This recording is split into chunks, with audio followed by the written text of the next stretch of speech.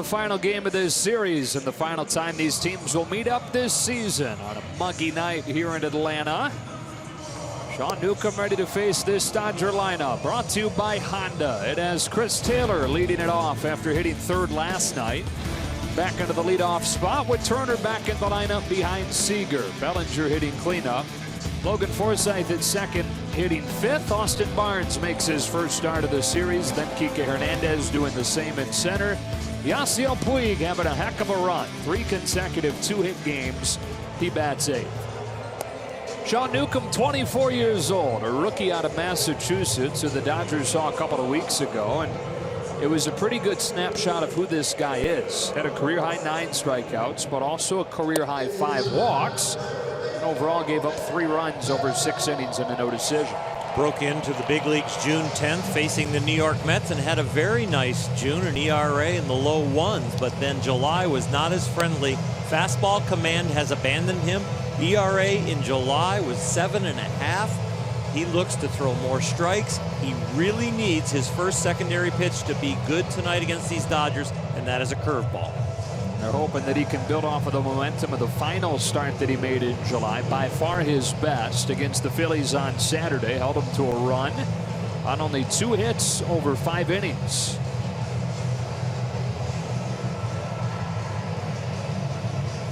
Even with the loss last night, the Dodgers have won 20 of their last 23 games and 40 of their last 47.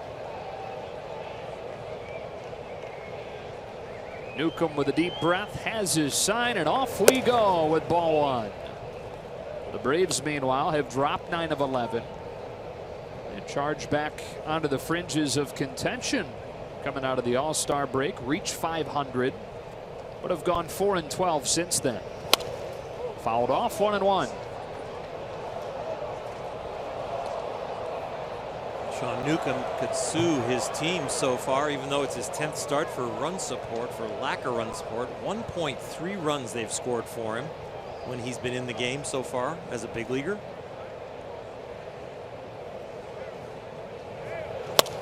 Taylor slaps a ball in the air in foul ground at first. Freddie Freeman near the sidewall makes the catch over a couple of fans who had similar intentions. 1 out.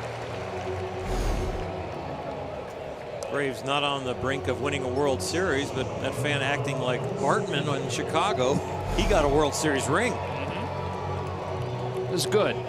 Glad they did that. It was very nice. It was a great gesture. Corey Seager has been held hitless in this series by Atlanta. Newcomb downhill, and Seager bangs the first pitch into left for a base hit. One of the best first ball hitters in the game pounces on one here. Tough equation for Newcomb. He wants to throw strikes. Walks are his problem against a guy who loves to hit first pitch strikes. So a combination for when he does throw a strike in the middle of the plate, it gets hit hard.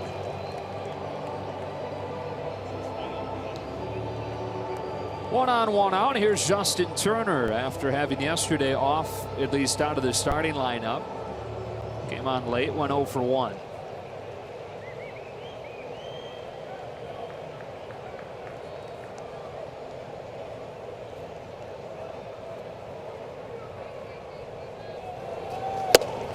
Turner takes a strike. Dave Roberts doing his best to keep Justin Turner fresh. Struggling a little bit lately. Last 7 games hitting .174.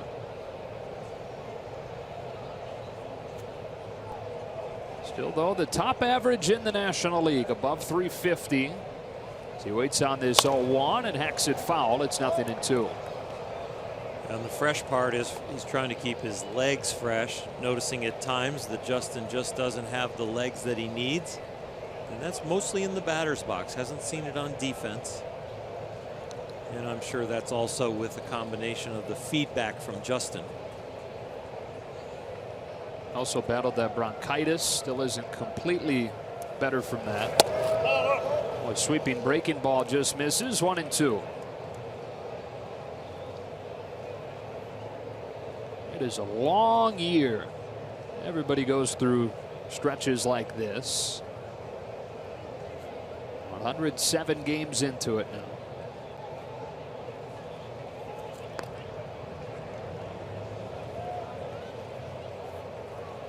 You can see why the Braves are very excited about Sean Newcomb. 6'5", 250 pounds, athletic left-hander. Looking for that solid foundation of mechanics still at the big league level to throw strikes. But the tools are all there. Turner drags a bouncer foul. Got him in the Andrelton Simmons trade. He was one of the top prospects in the Angels organization. First round draft pick only 3 years ago. He's got a little John Lester look to him. Yeah. Both in handedness and he kind of looks like him. A little bit, and the mechanics are kind of a little upright and then come at you. The way he threw the ball to first there reminded me of John. That is the only part that is not flattering that we just talked about. Turner hits a high fly ball to left center field, but Rodriguez has plenty of room. 2 out. As Cody Bellinger comes up, we take a look at our Land Rover Performance Spotlight. He's homered in both games in this series. Took him 87 games to get to 30 home runs in his career. The third fastest player to do that. Well, the next blast will get him in there with guys like Ted Williams. Tim Salmon down there with the Angels as a rookie had 31. This will be awfully exciting the rest of the year to see the guys that he ties or passes. Second Dodger rookie to hit 30. Mike Piazza holds the record at 35.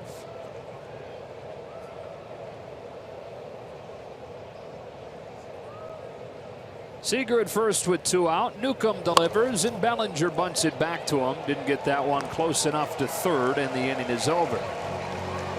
Alex Wood takes the ball against Atlanta for the second time in the last few weeks when you come back.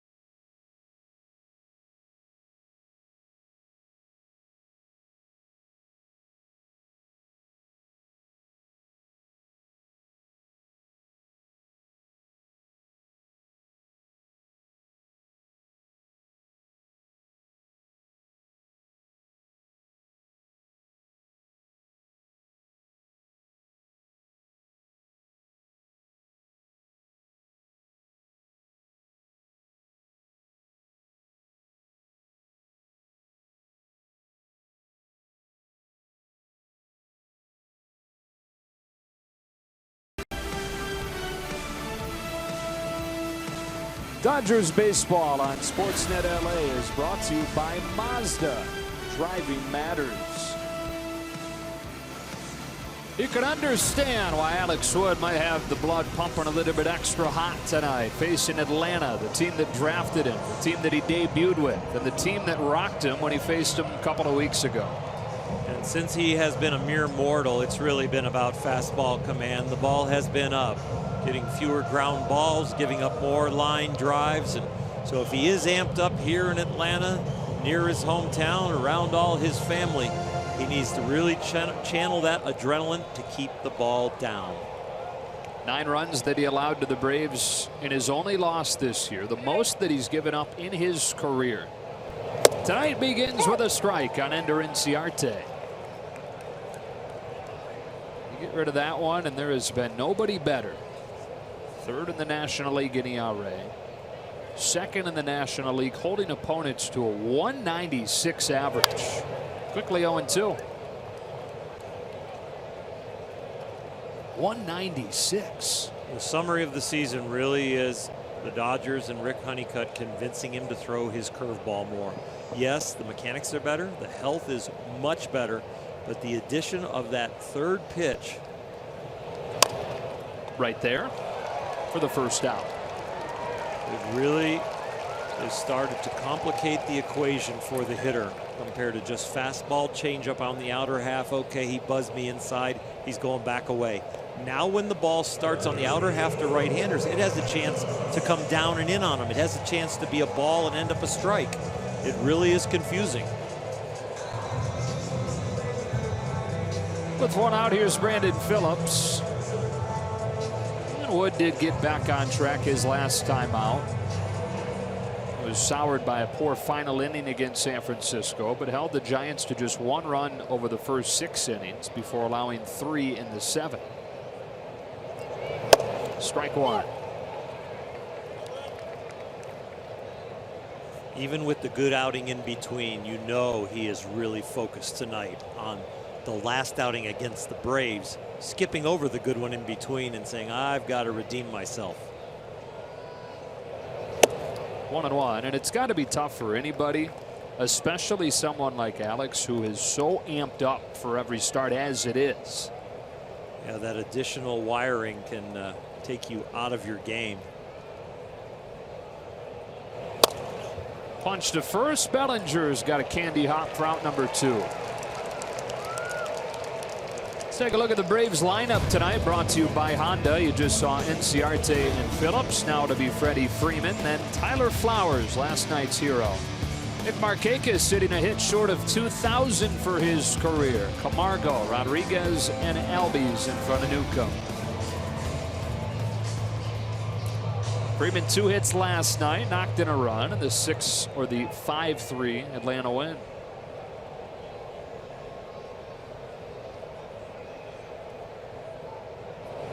One of the most aggressive hitters in the game fouls off the first one.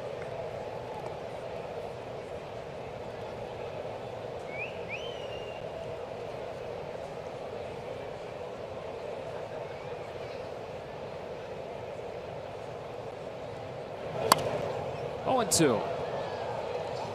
I think Freddie would compete with Corey Seager as far as being aggressive early in the count. And both of them have very sweet swings, hit for power and average.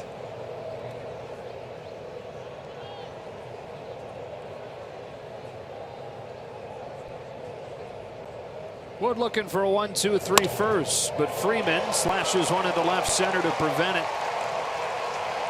2-out single, Freddie Freeman. Take a look at this 2-strike hit on our Audi pitch cast as a breaking ball. Pretty good pitch, probably 0-2. You don't want to throw it for a strike. You see the target down below the knees, didn't quite make it there.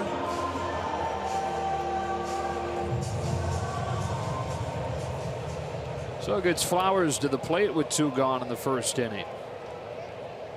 First pinch hit home run of his career off Pedro Baez last night to win it for Atlanta.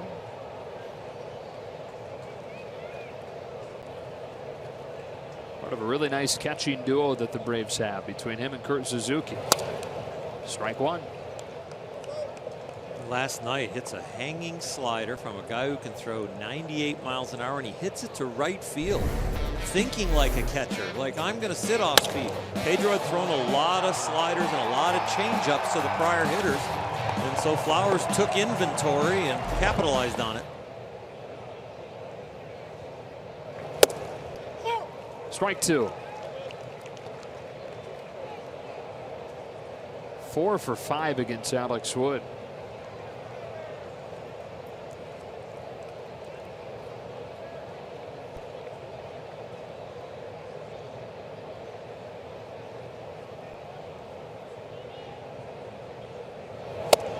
One and 2.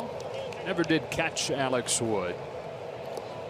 It's his second stint with the Braves, at least in the organization. He was drafted by them and then started his career with Chicago, the White Sox. But his first year in the bigs with Atlanta was Alex Wood's first full year away from Atlanta. The 1-2. Scorched to left center. That is a base hit. Hernandez can't cut it off, and the Braves will take the lead. RBI double from Tyler Flowers, and the Braves string it together with 2 outs in the first. Well, 2 breaking balls in pitchers' counts that just really don't have the finish. Wanting it down again, but it's above the knees when it's struck. And it just so happens to find the gap. And with 2 outs and going on the crack of the bat, you score from first.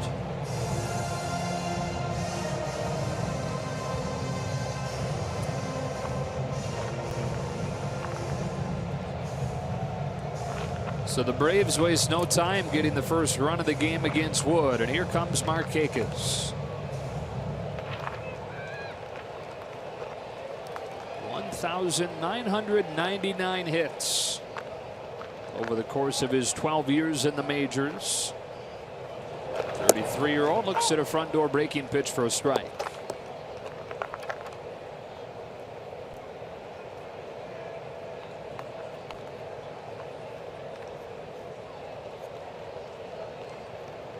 Mr. Steady is what his manager Brian Snitker calls him.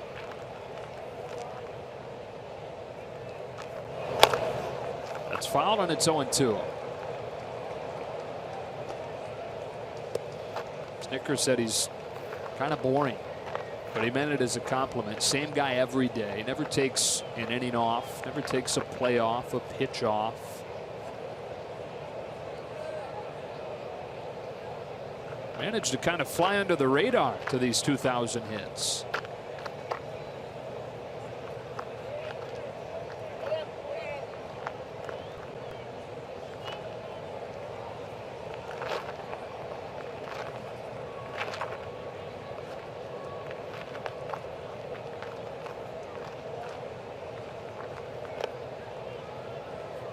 The 0-2. No swing, ball 1.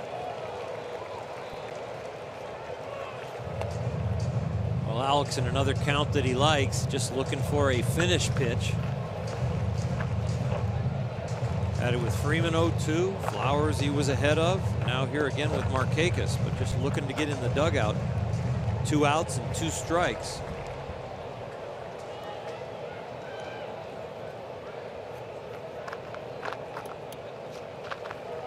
Flowers off of second, and Wood with a glance back.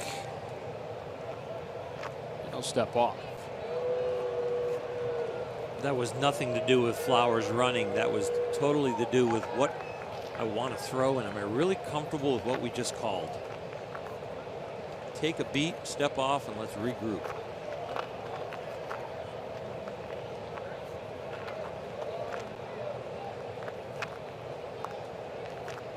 So now the 1-2. Off of the hands to second, where Logan Forsythe picks it up and ends the inning. A single from Freeman, a double from Flowers, both with 2 outs, and after 1, the Braves lead it by 1.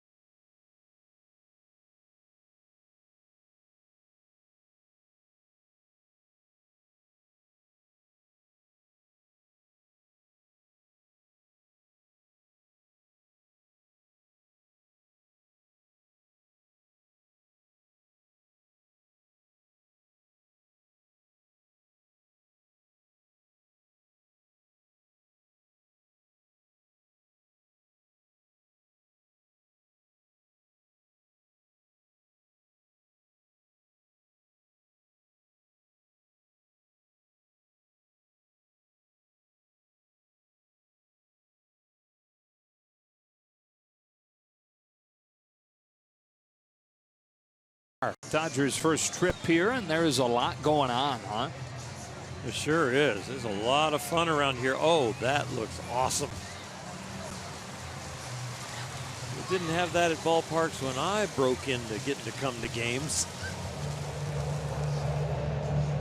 Area outside the park here they call the Battery, and eventually it'll have a really nice hotel just beyond the outfield wall, and already some restaurants going in, some bars, and it's going to be an all-inclusive experience here by the time it's all finished. 5, 6, and 7 for the Dodgers against Sean Newcomb, down 1-0. Logan Forsythe takes strike one. Logan last night was a little more aggressive. We saw him really step up his game as far as launching the bat off the shoulder. But here he takes 2 strikes. Back to the old MO.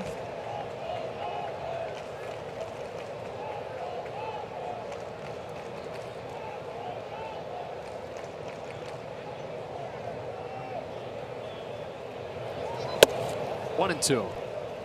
There have been a couple guys, and most notably in Dodger history, that have been notorious first pitch takers that have ambushed in the postseason. Curtis Granderson is one of them. Barely get a piece here to stay alive. Right now, Logan Forsythe is even with Curtis Granderson for seeing the most pitches per plate appearance in all of baseball. That has always, though, been Granderson's MO. Logan's always been a patient hitter, but never to this degree.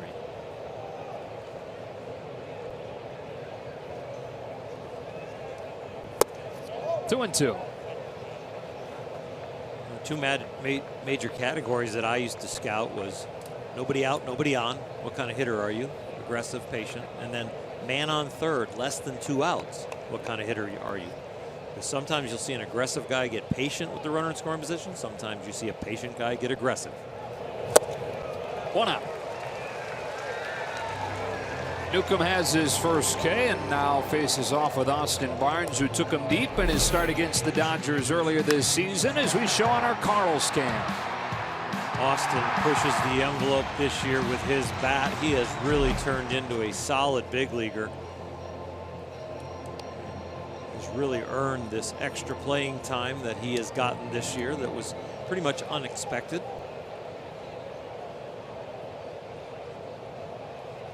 First at bat of the series for him. 0-1. He says the key to the season is finally feeling like he belongs and that he has pretty good foothold on the roster spot.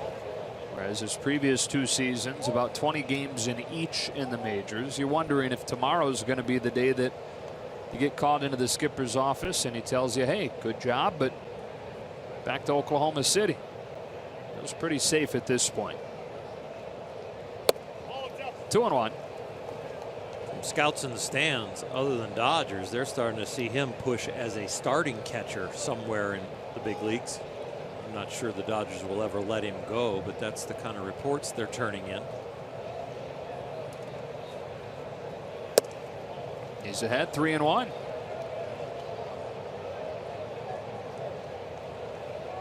He caught Yu Darvish's bullpen yesterday. Barnes did. Had the best view of it of anybody. Was particularly impressed with Darvish's slider, he said. He's walked. First one issued by Newcomb. Well, Newcomb coming into the game, 48 innings, 24 walks, so they are going to happen if he continues to pitch the way he has. Dodgers will take those building blocks and see if they can cash them in. So up comes Hernandez. 9 of those 10 home runs this year have come off of left-handed pitchers. Almost all of his playing time has come against lefties. First one that he sees from Newcomb, catches the corner, and it's 0-1.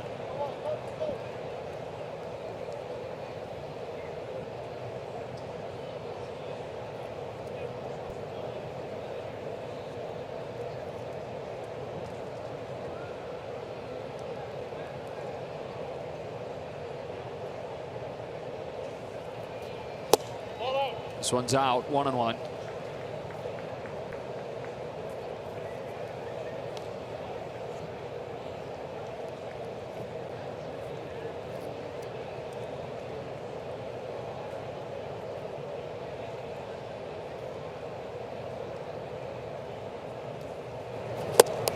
Swings away and misses, 1-2.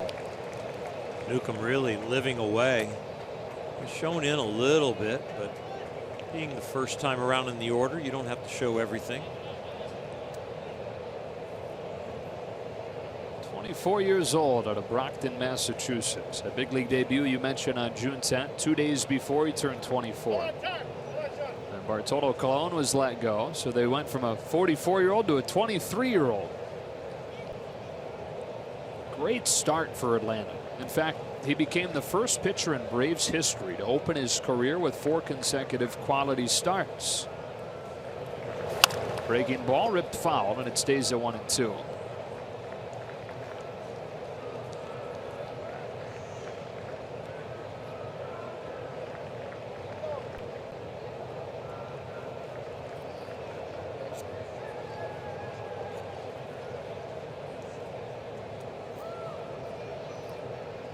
'15th overall pick in the draft, 2014, out of the University of Hartford.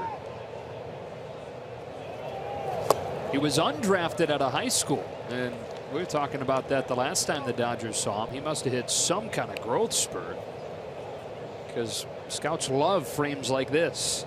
Sure do. 6'5", 250 now. Broad shoulders, which gives you good brakes for an arm that's moving fast, and the broad shoulders are really good brakes to keep that arm healthy. And the velocity must have went up a notch. And he can touch 97. And it's not like he went to a baseball powerhouse. Hartford, the year before Sean Newcomb went there, was 6-43. Didn't do much as a freshman, took off when he was a sophomore there. And then the big thing, as it is with so many guys that play at smaller schools, he dominated in the Cape Cod League for 2 years. Hernandez bounces another foul. So 3 years after he was undrafted out of high school, he was taken 15th overall. That is incredible growth over 3 years.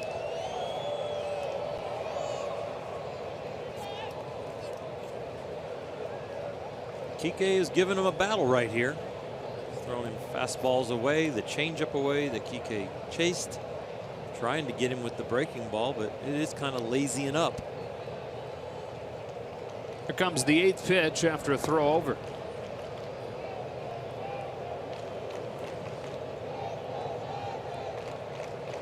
Spent last year at Double-A, started this year at Triple-A. Braves seeing what they have in Newcomb in a season that at this point is pretty much decided. The Braves 8 games below. He's worked it full.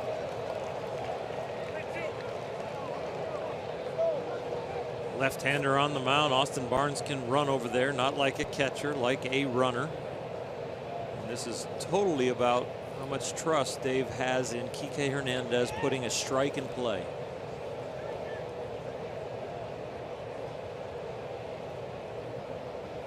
Barnes not running. Hernandez looks at strike 3.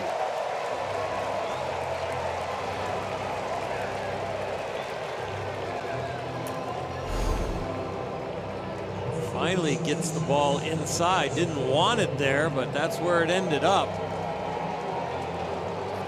Well caught by Tyler Flowers behind the plate to hold that as a strike. And Kike goes to the phone and wants to know from John Pratt back in the video room if that was a strike or not. I don't think he's going to like the news that he gets. Actually, maybe you'd like it more to know that you weren't robbed. Yeah.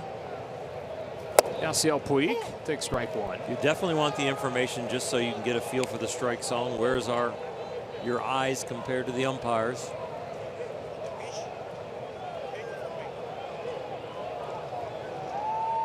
You can hear on our field microphone Yasiel Puig voicing some displeasure with the strike 1 call from Dan Iasonia. Crew chief, veteran umpire. 1-1. Barnes reads it well and moves into scoring position. No hesitation from Austin when he saw the trajectory of that curveball and then it hit the dirt. He was off. Did not evaluate how far it was going to move away at all. Problem is that now opens first base up to put Puig on intentionally with Alex Wood on deck.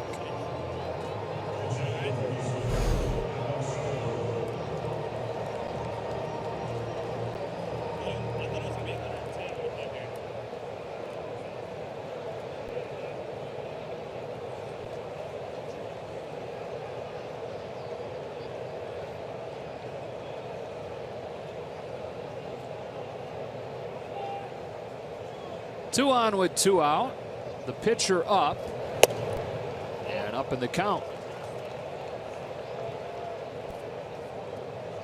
A guy that has a propensity to walk people, Alex Wood, I'd be up there taking a few. Try and get Chris Taylor to the plate with the bases loaded.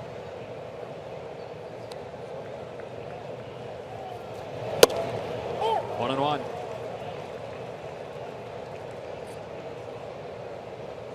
If you're hitting 057 in any count, it really doesn't matter if you get to 2 strikes. Right. So look to try and build a walk. Well, he's ahead, 2-1. You absolutely have to take this pitch.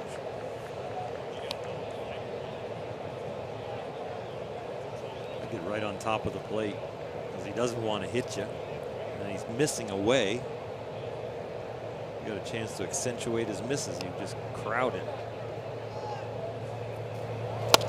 Wood swings at it and fouls it off 2-2. Would have been a strike anyways. It could have been an out too. That's true. That's true. Touche, Oral.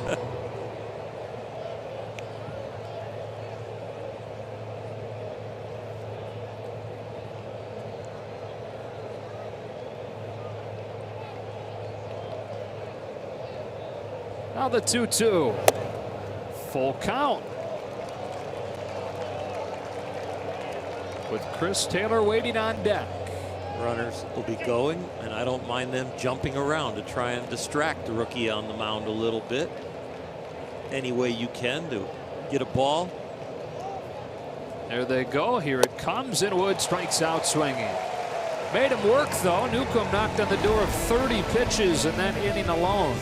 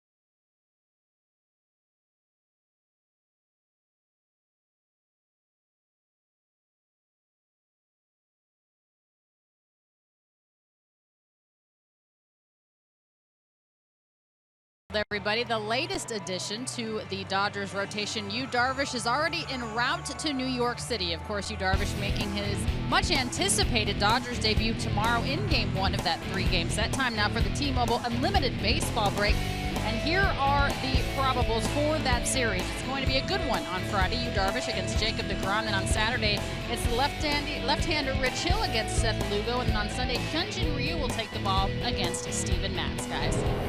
I am fired up for that one tomorrow. Not just Yu Darvish, but Jacob deGrom has the #1 ERA in baseball over the last 2 months. It's quite a debut for Yu Darvish in a Dodger uniform. It'll be very exciting to be in New York to see him pitch. Dodgers will get in there late tonight. I don't know, scheduled maybe to get in there around 1:30 by the time we get to the hotel or so.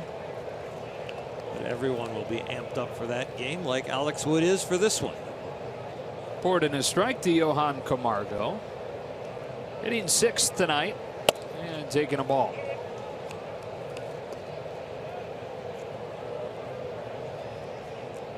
Braves getting a run in the first inning on a 2-out double from Tyler Flowers that just did pierce the gap in left center, allowing Freeman to score from first.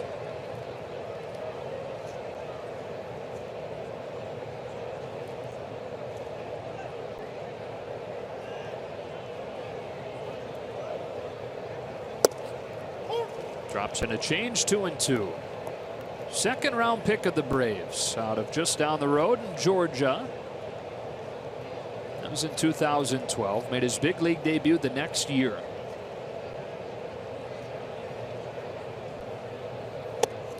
Full count.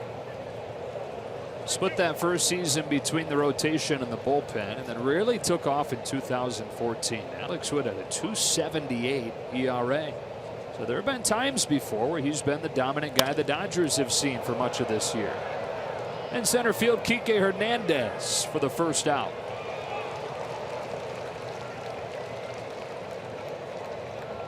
Traded to the Dodgers July 30th, 2015, and it is very clearly a win for the Dodgers in that deal, which involved 3 teams and 13 players. The Dodgers, Oral, gave up 6 players in that deal. 4 minor leaguers, none of whom have played above AA. Paco Rodriguez, who had pitched in the big leagues but hasn't pitched in 2 years since. Sean Rodriguez bangs one into right center field, and that will split the gap all the way to the wall. And he's got himself a 1-out double. And the other guy, and the key to the trade from Atlanta's perspective, was Hector Olivera, the Cuban third baseman who was charged with assault. Traded by the Braves to San Diego. San Diego released him. He now plays for the Sugarland Skeeters in the Atlantic League. When you first make a trade, it's something that goes on that's kind of in a stagnant place and nothing goes on and everybody is grading it out. What absolutely happens is you've got to let time pass and see how it all pans out. The Dodgers got the heavy end of this deal. Appealed to first there, arguing that Rodriguez perhaps didn't touch first. His heel on it.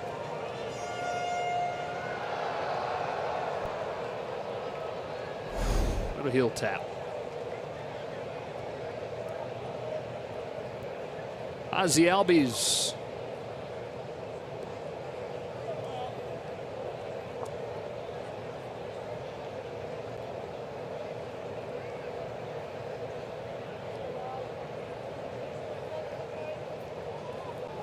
The other elements to that trade, remember the Dodgers also got Luis Avilan in that deal. If you mention that, you also have to mention they got Jim Johnson, who did not turn out well.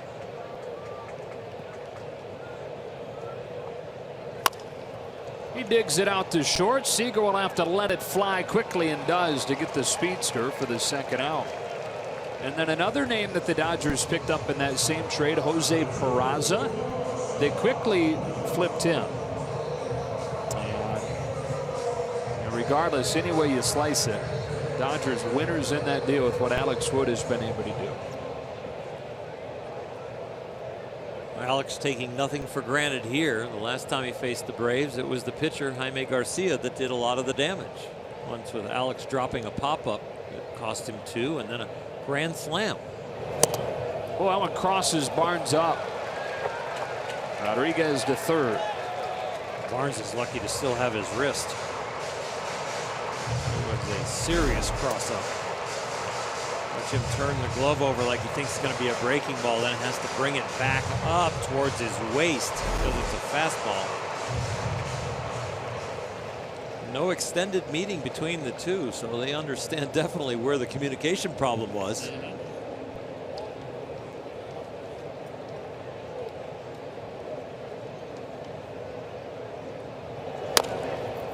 Slap to third. This could be a tough play. Turner, a long throw, and it's dug out by Bellinger to save a run. Turner got just enough on the throw to even get it there, and then Bellinger used those long limbs to go and get it.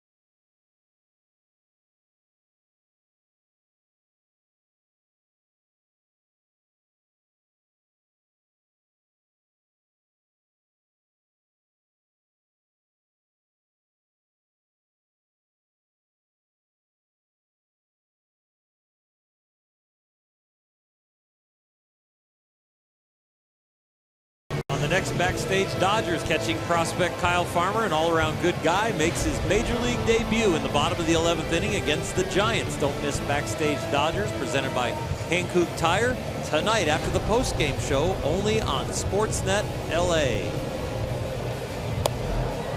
Such a great moment. I was kind of hoping they would start him behind the plate tonight. Catch his old college teammate, old college roommate at Georgia. Saw a headline today. They've given different meaning to Dodger dogs. The Georgia guys. Okay. Bulldogs. Georgia Bulldogs. Oh, right. Right. I like it. Yeah. You're supposed to be an expert on those. I'm an expert on the hot dogs back home, the Dodger dogs, yeah. Farmer John's. Bulldogs. Bulldogs, yeah, a little bit. Top of the order here, down 1-0. Apologize for, I was a little slow modem in my brain. We got there together. Yeah. Well, Sean Newcomb one time threw 3 strikeouts, a hit and 2 walks.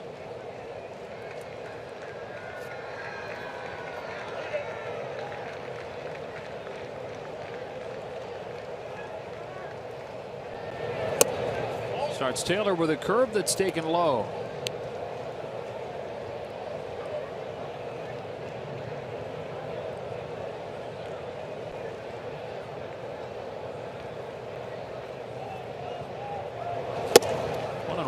There are actually 3 former Georgia Bulldogs on the roster because you have Josh Fields as well.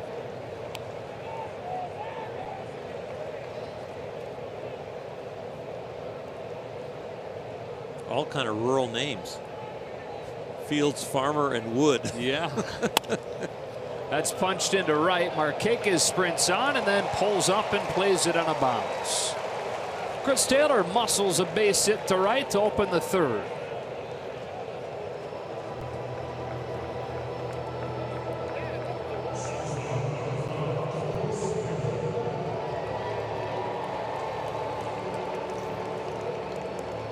Seager swatted a base hit to left on the first pitch that he saw his first time up.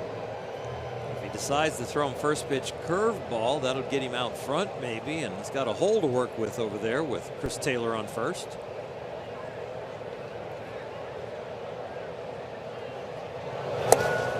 Sweep something outside, ball 1. Looked like a big slider. Looked like Flowers put down a 3. I would think 2 is the curveball and 1's the fastball.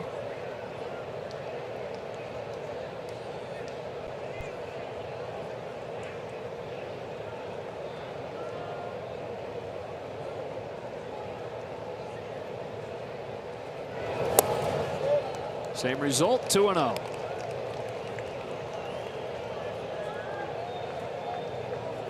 It's got quite a bit darker the last couple minutes. You notice that? We had some rain here earlier in the day. No batting practice on the field. It has gotten a little gloomier. It's probably a better word. I understand most places it tends to get darker this time. 2-1.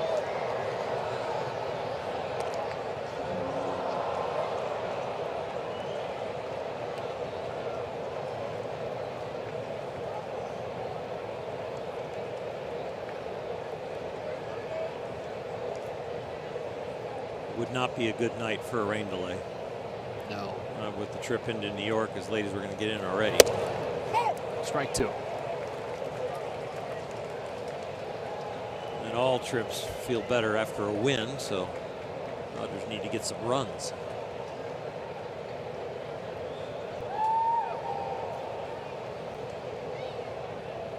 Leadoff man on, and a 2-2 pitch to Corey Seager after Newcomb checks on it. Yeah, with the new CBA, I believe next year it comes into effect that any trips 2 hours or longer, you can't have a trip like the Dodgers have tonight. The game has to be played earlier. I like that. Not only for convenience, but just for the health of players. You know, when you start building up the road trips and losing sleep and getting dehydrated, being in the air for so long, you've got to really watch yourself. Good lead for Taylor. Seager yanks one into right. Back-to-back base hits to start the third.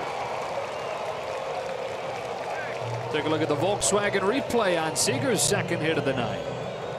First pitch fastball hitter in his first at bat. Deeper count here, but has seen the breaking ball multiple times in the at bat and finds one that's hanging there for a strike. Doesn't strike it real well, but puts it in the right place.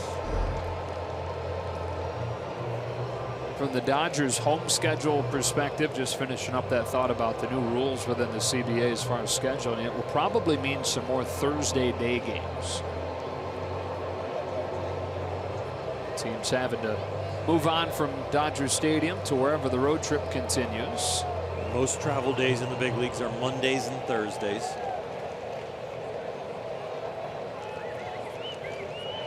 Oh, 2 on, nobody out, and Justin Turner up there. Ball 1. Which Newcomb has delivered to 4 hitters in a row. 3 of them have reached.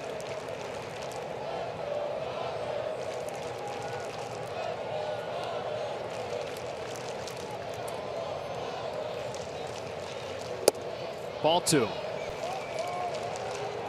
Hitters count. A guy with really good power. Hasn't had a home run since July 16th. So he is due.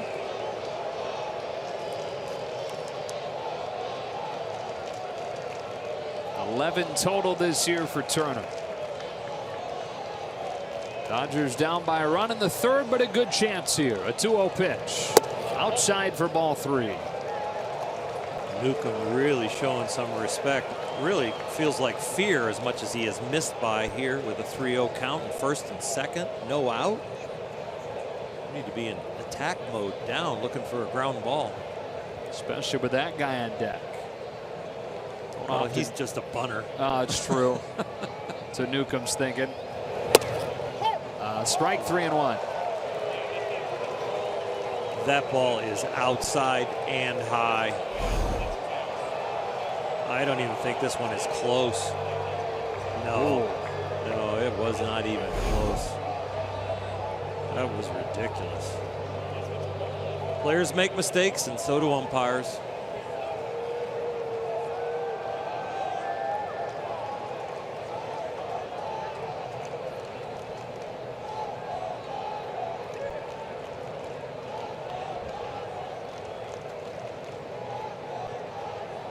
So now a 3-1 pitch.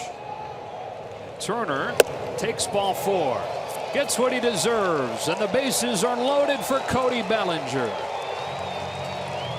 You might see a mound visit here to get the youngster back in the strike zone, or at least to attempt to convince him to throw strikes.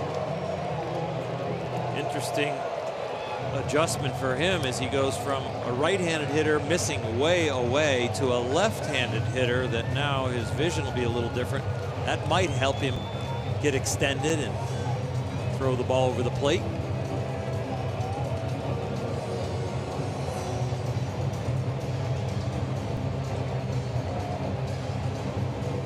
So Bellinger, who has homered in both games in this series, has an opportunity here with the bases loaded and nobody out in the 3rd inning. Has one grand slam. It came in San Diego. Taylor and Seager both singled, then Turner walked.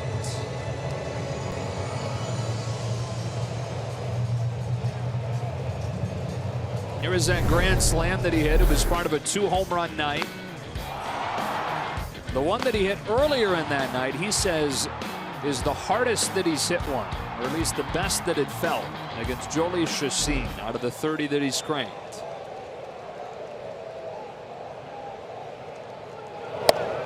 Fastball placed well, strike 1. That grand slam that he hit on the up and in fastball changed the scouting report around the league on him, because that was the hole they were attacking and he adjusted back.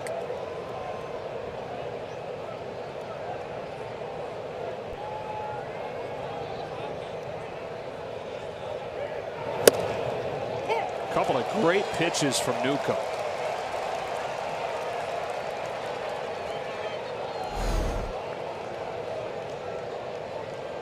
Pretty good mound visit by Chuck Hernandez so far.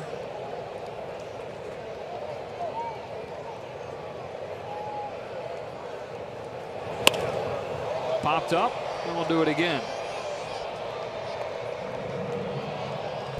Discount this situation. Cody wouldn't have minded if that was just a sac fly to left field.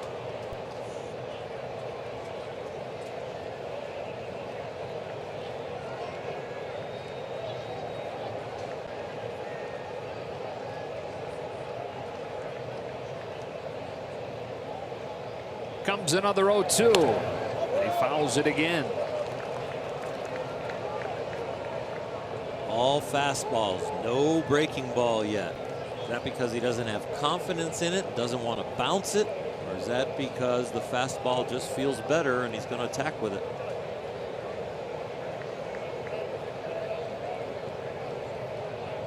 We talked about it last night, but one of the main areas of growth for Cody Bellinger has been shortening up in these situations. And he has to protect twice after falling behind by taking 2 fastballs. Even in shortening up, enough power for a home run, 11 with 2 strikes. The 0-2 again. Flied to left down the line. It's got a lot of slicing action to it, and it's a 3rd consecutive foul ball. All fastballs, all foul balls to the left side, so that tells you in the back of his mind he's right in between, protecting on the possible breaking ball. You know his bat speed's good enough to catch up to any heater, so if he's late on it, he's right in between. So how are you adjusting if you're Newcomb? If he has confidence, bouncing a breaking ball is the best pitch. Not a breaking ball for a strike, not with the bat speed that Cody's showing when he's starting. It's like they'll stay away, and another foul ball. But you see that short swing where he really uses his top hand. That's a major adjustment that he has had this year. He doesn't collapse the backside. He just stays tall and uses his top hand to just spoil and sometimes shoots a line drive to left.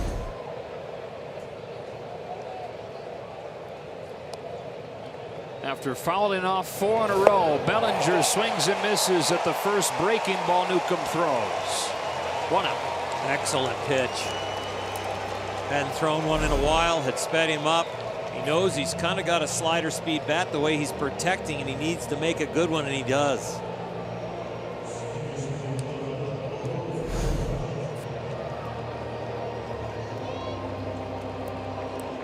Well, the Dodgers last night 1 for 9 with runners in scoring position in the 5-3 loss. And here they are with the bases loaded, nobody out situation.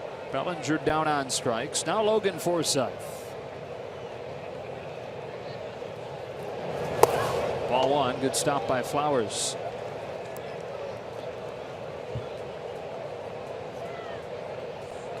That sounded like it got shin guard, not glove. So lucky stop may be the better way to put it. Could be.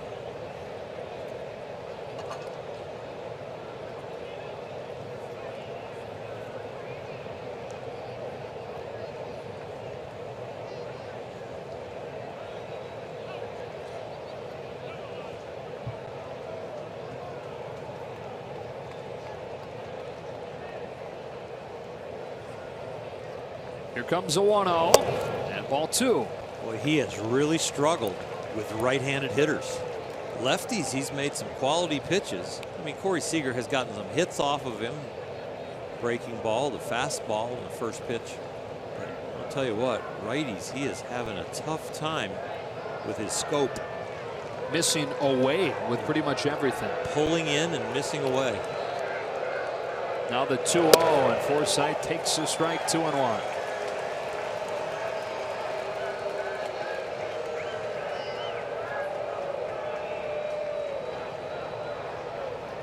Good spot for Forsythe to gain some momentum here in what has been a tough stretch for him.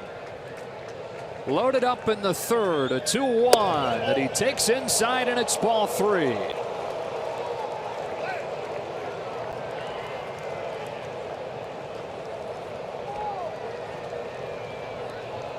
Dodgers caught a break on that pitch. As much as I griped for Justin Turner, that pitch looked like a strike.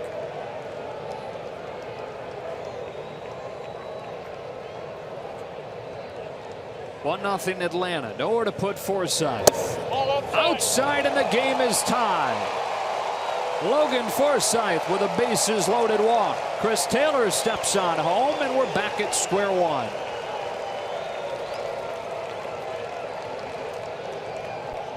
Dodgers not only get a run, but they gain 50 points in the batter's box. Austin Barnes having quite a year. And he does not melt down in these big situations.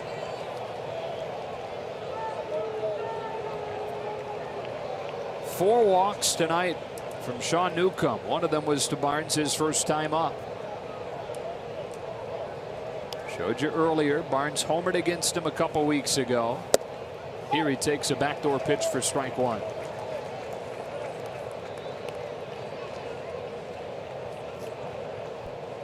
Action in the Atlanta bullpen. Dodgers only 1 run, but they have run that pitch count way up. Ball and a strike on Barnes.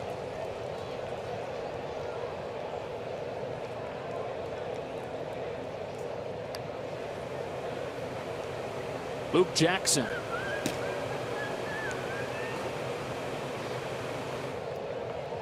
Seager at third, Turner at second, Forsythe at first, and Barnes shoots it foul. Look out in that Atlanta dugout. 1-2.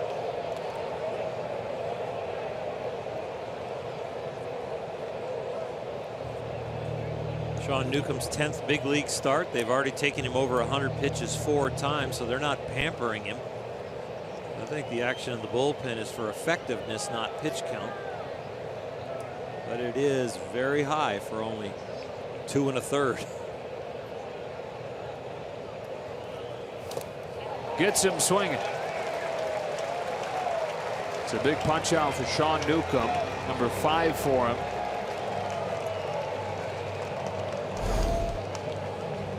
This curveball, when over the plate or near it, has been very effective. We've watched him sweep it over into the right-hand batter's box, but we've also seen it when it's got good downward movement really be a nice finish pitch.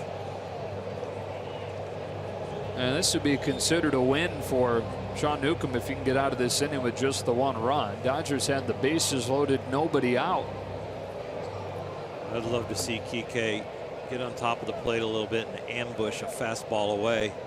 It seems what he has tried to default to early in the count. Swings away. It's a fly ball to left. It is playable for Camargo. The Dodgers settle for 1 in the 3rd. We go to the bottom half, tied at 1.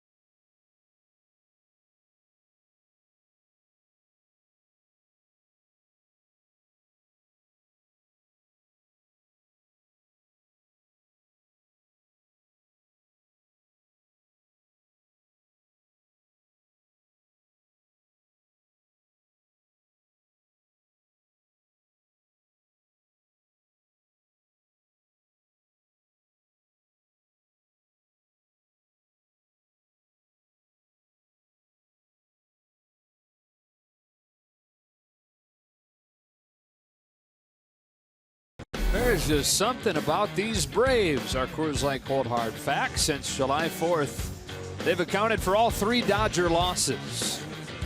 It's absolutely amazing, but you know, the Dodgers have played so well in just a few games where the starting pitchers have faltered. The offense hasn't really got their bulk of the runs that they normally get.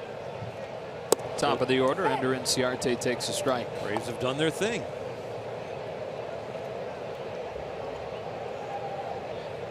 Even in spite of the Braves, the Dodgers have the best record through 107 games in the National League since 1944. Wood pulls the string, gets ahead 0-2.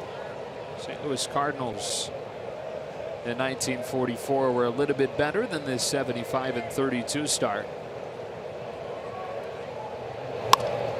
Ground ball to second. Logan Forsythe gets in front of it and throws him out. He is solid as a rock there at second base. You don't think of him as a rangy second baseman, but he sure makes the routine look very good, and I think it's because he gets over there so quickly. This ain't good. No, this is not.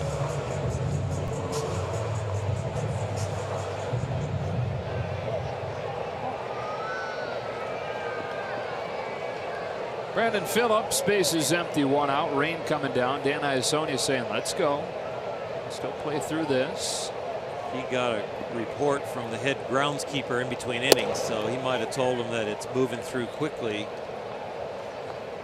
Got to eat those nachos faster, though. You're going to have soggy chips.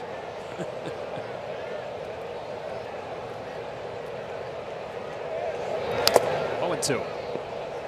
I'd keep playing. I don't think the heavy stuff's going to come down for a while. No? It's Caddyshack. Oh, well done. Hey, I like it. You pulling a little bit older movie on me, and I pull the new ones on you. Yeah, I got you. Credit to you, though. You went and watched Dodgeball after I got you on the field. Yeah. 1 and 2. Do I need to get you a Netflix account, and then we'll just go back and forth? You call a movie, I'll call a movie. Right, and we'll do homework. Yeah.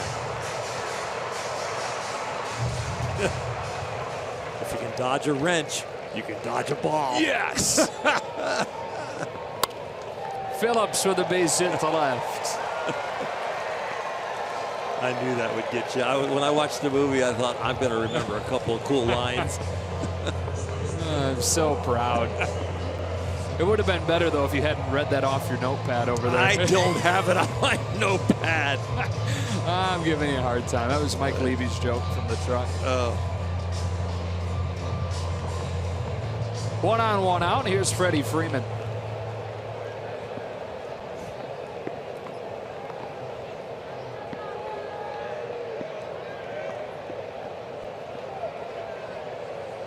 With the rain falling. Grounded foul. Alex Wood has thrown first pitch strike to every hitter except the pitcher. And the rain hasn't even hampered him here. When does it as a pitcher? When it starts dripping down your arm and he doesn't have sleeves on. The sleeves, at least when the rain hits it, it soaks it up in that area, so only the back of your hand maybe gets wet, and then you get it in your glove as soon as possible. But without sleeves, the rain hits his whole arm and starts dripping down with gravity. Look at him holding it against his back right there.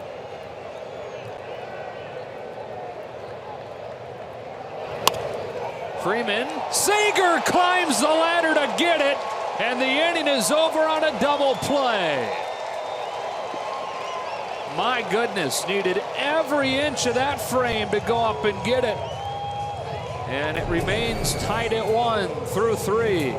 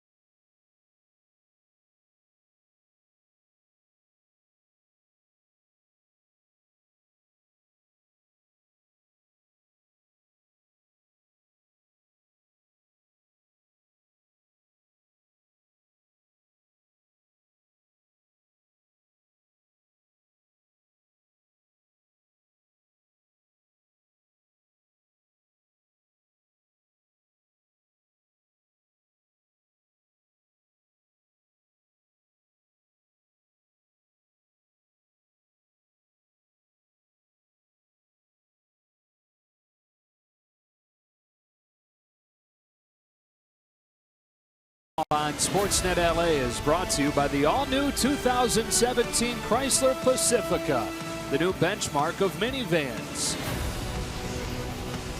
On this date in 1980, Duke Snider was inducted into the Baseball Hall of Fame. Dodger legend who grew up in Los Angeles, grew up in Compton. He's a 3-sport star at Compton High School. Played football and basketball as well. Was the quarterback of the football team and was discovered by the Dodgers and the Brooklyn Dodgers at this point at a tryout in Long Beach. They signed him, immediately reported to spring training, and during World War II, spring training was held in the Northeast.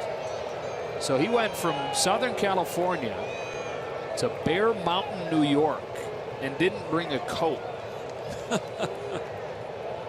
Yasiel Puig to lead off the 4th in a 1-1 game as we play on here in the rain. It's lightened up some. Outside, ball 1. They had spring training at Bear Mountain Inn. A few fields out in front, and in the back was a lake with people ice skating. It's that time of year. It's low, 2-0. He probably didn't own a coat. No, you wouldn't think.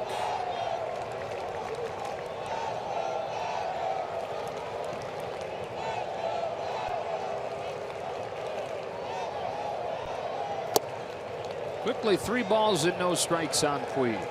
Reason that they did that they didn't go south during World War II, the federal government had asked all the baseball teams if they'd agree to just pretty much stay in their area because the rail lines were all being so heavily used. Puig a 4-pitch walk to open this 4th inning with different military-related transportation. So the team stayed locally. Spring training in the cold for 3 seasons. They were about 5 miles from West Point at Bear Mountain Inn. And so when it got really bad, they'd all hop on a couple buses and go hit at an indoor facility at West Point. Sean Newcomb perhaps not happy with the footing on the mound. They're going to call the grounds crew out. And Iasonia is, I think, just to manicure it up a little bit. He's asking for not only the pitcher's mound, but can we do something at home plate too in the batter's boxes?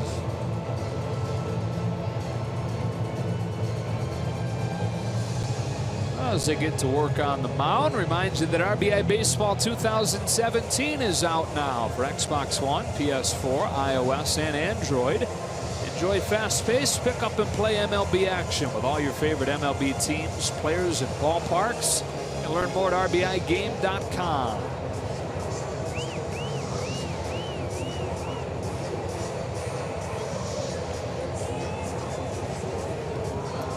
The drying agent gets put on there. They rake it in to mix it in with the wet clay and get it to a point where all of a sudden the dirt doesn't accumulate on your spikes. When it accumulates on the bottom of your spikes, your feet get heavy, and then once they are full, they start to slip.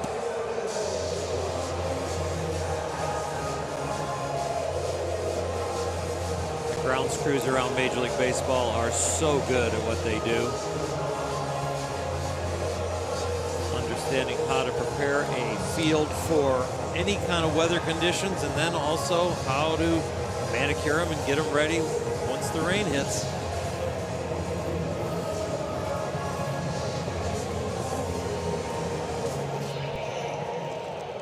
So as they take a look at the mound, try and get the footing ready to go again, we welcome inside Joe Davis or Hershiser. Dodgers, last night it felt weird, right? Watching them lose a game, only the 7th that they've lost out of their last 47.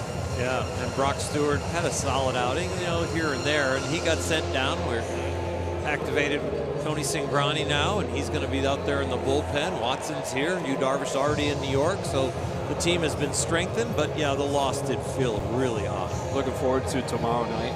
Really looking. DeGrom and Darvish, it's going to be outstanding. You're going to see 2 big fastballs, an outstanding movement from Darvish. I've always thought that Darvish is an outstanding pitcher. The numbers say one thing, but for me, as an ex-big leaguer watching a game, he's a fun guy to watch pitch.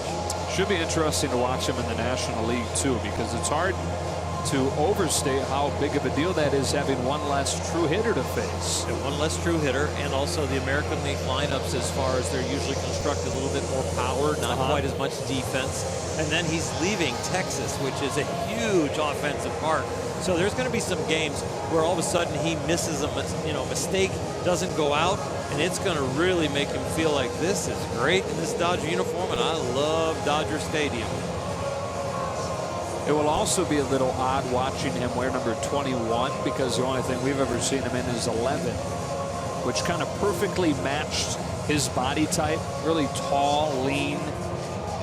He is a big individual. You don't really realize it watching on TV, but you come out to the ballpark, you get down close to the Dodger dugout or out by the bullpen when he's warming up, and you're going to see a guy who is very, very strong. And even when he's around some of the bigger Dodgers, Cody Bellinger, Corey Seager, he looks bigger than them when he's around them. Corey Seager's always one that people comment on when they see him for the first time. I had no idea he was so big. Yu Darvish is in the same vein. Dylan Hernandez wrote an article about how impressive he was just in his first day on the roster. And he made that comment that even around other professional baseball players, he looks huge, and he impresses the other professional baseball players with his stature. Drew a crowd in his first side work with Rick Honeycutt. Dave Roberts, okay, looking on, but there were some teammates down there in media. So it has been a happening since he arrived. Alana reported earlier he is on his way to New York already. And you don't blame him, and you really don't blame him as the rain comes in here and that late arrival time gets pumped back a little bit more. We want him on short sleep. Going into his Dodger debut. Alex Wood lays it down. That's been an issue for Dodger pitching lately. Gets the job done here and moves the go-ahead run into scoring position.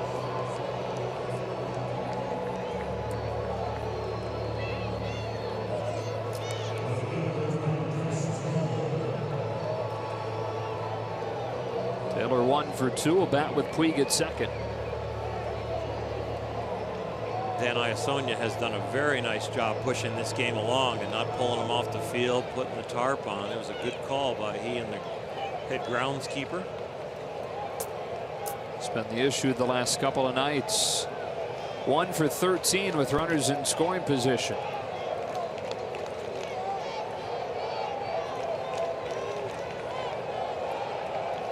Newcomb to Taylor with a breaking ball, 1-0.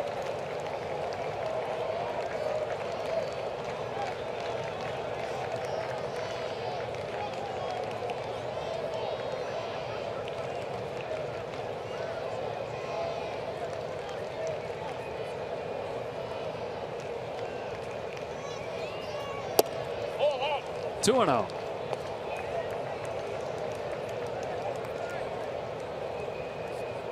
Chris hasn't hit one hard yet. Popped up to first in foul territory in the first at bat and just kind of shoved one out there to right field for a single. We're used to seeing him hitting the ball hard to left field.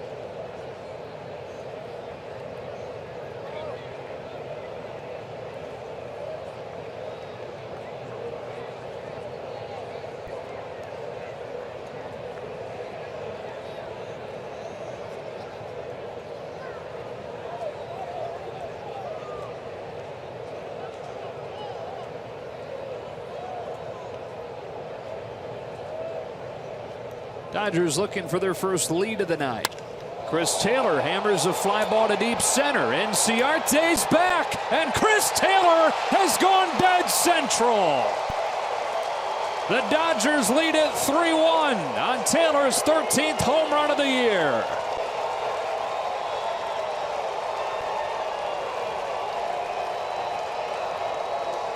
He's hit one hard now. He sure has. He didn't hit it to left. He hit it to straightaway center right over the 400-foot mark. He gets a heater and he firms it out of here. Great swing on a high fastball above his waist. Gets on top of it, doesn't pop it up, and drives it out of here.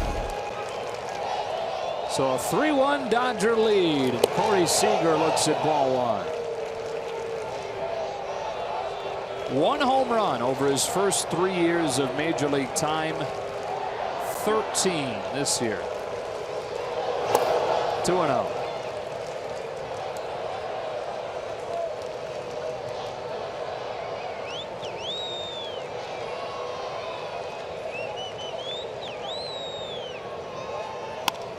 Now Taylor to left center. Inciarte on the move to catch it.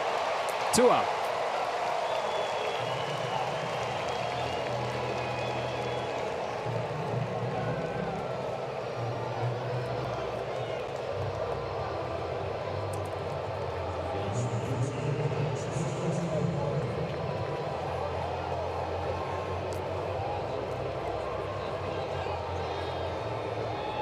The rain has almost completely stopped, and a lot of the fans filing back down into their seats.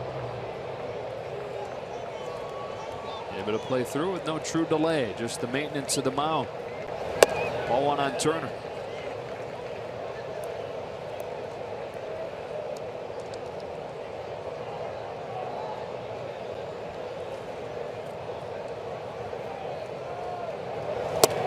Two and up.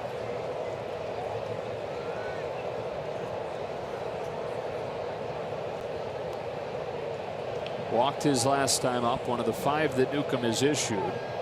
matches a career high previously set against the Dodgers. 2-1.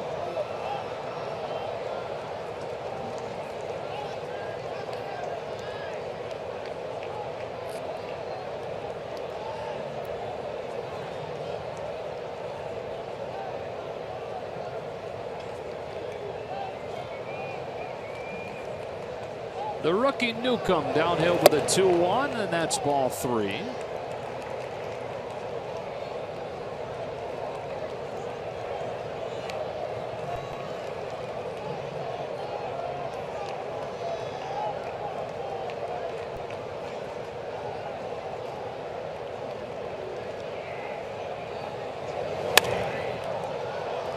High fly ball down the right field line. Markakis ends the inning.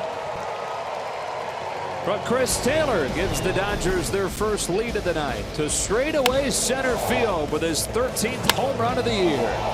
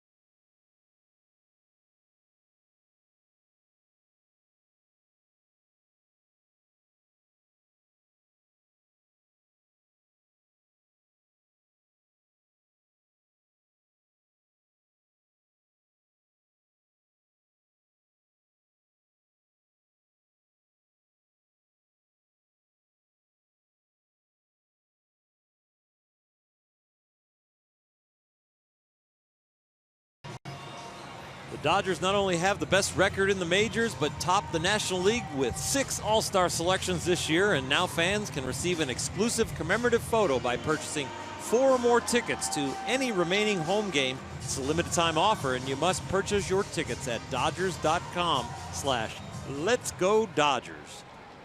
That's the second Hank Aaron statue they've erected. The first one still back at Turner Field. Tyler Flowers looks at a ball. That is now the home football stadium for Georgia State. After 20 years hosting the Braves. It's the shortest day in Major League history in a baseball-only facility. And it's hard to call it baseball only because it was also Olympics, but true baseball only once you got beyond that. First team to leave a park that was built during the Bud Selig Stadium boom. 2-1. Happened through the mid-90s. I go back to Fulton County Stadium, the launching pad. Well, they've gone Hitters Park to Pitchers Park to back to Hitters Park. At least to right field here.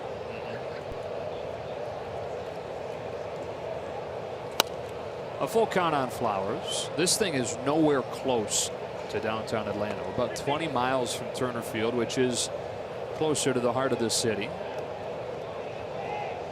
Something missing when a place isn't part of the heartbeat of a downtown. They're trying to create that atmosphere here around here. Flowers tomahawks a high fly ball to left center field. No big deal for Kike Hernandez.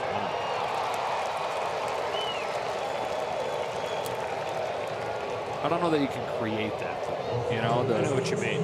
Yeah. You can make a buzz around the place, but the real organic buzz that comes from being downtown, you can't recreate that.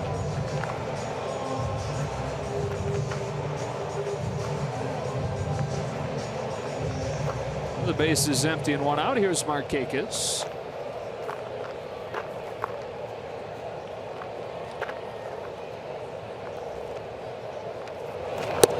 Strike one. Can barely see. I think if you look off in the right field direction, can barely see part of downtown through some buildings. Yes. That is hit number 2,000 of the career of Nick Markakis.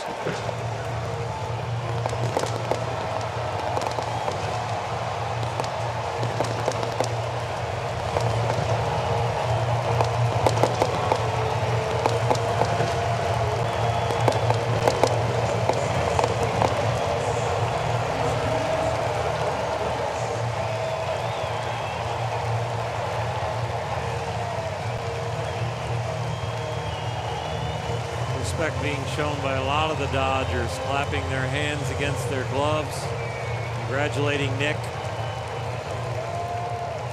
Dimmed the lights and the fireworks went off here.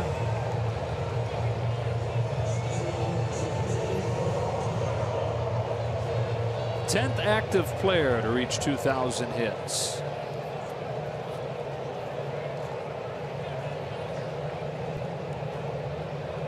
Tying run now at the plate. Johan Camargo takes a strike.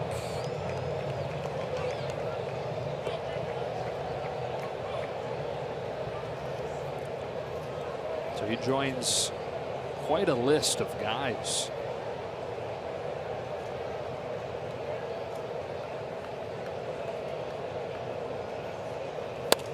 Among active players, you have two that have reached 3,000, Ichiro and Adrian Beltre.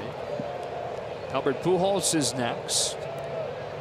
Carlos Beltran, Miguel Cabrera, Robinson Cano, Matt Holliday, Jose Reyes, Victor Martinez, and Nick Markakis. One behind him on the list, Adrian Gonzalez. He needs only 4 for 2,000. He's out on rehab now. He's in Las Vegas. Where Oklahoma City is right now. Took an off day in Las Vegas, I guess, as he traveled there in between workouts. 2-2. Dave Roberts dropped that in his scrum today.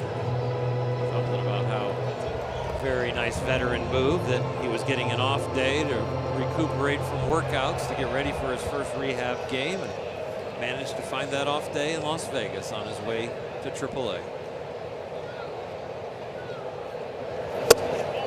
Just inside, full count. Pulling for Adrian to get back and to be effective and get those 4 hits and more. Talk about depth. So there's a quality RBI bat that could be slipped in multiple places.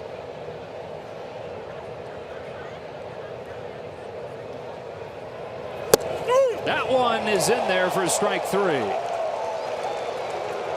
Woods hits Camargo down, believe it or not, with his first strikeout of the night. I think it's center cut and right at the knees. Great catch by Austin Barnes to beat the ball to the spot. So the glove gets there first, and then he can almost raise the glove to bring that low pitch optically up for the umpire. So 2 outs as Rodriguez comes up.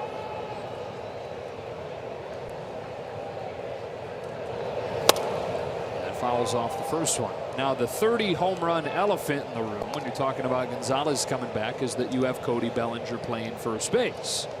There's a lot of different things because Cody can play somewhere else also. So if Adrian's bat is up to par, Cody can play left field, center field. Chris Taylor can move around and play second base, center field.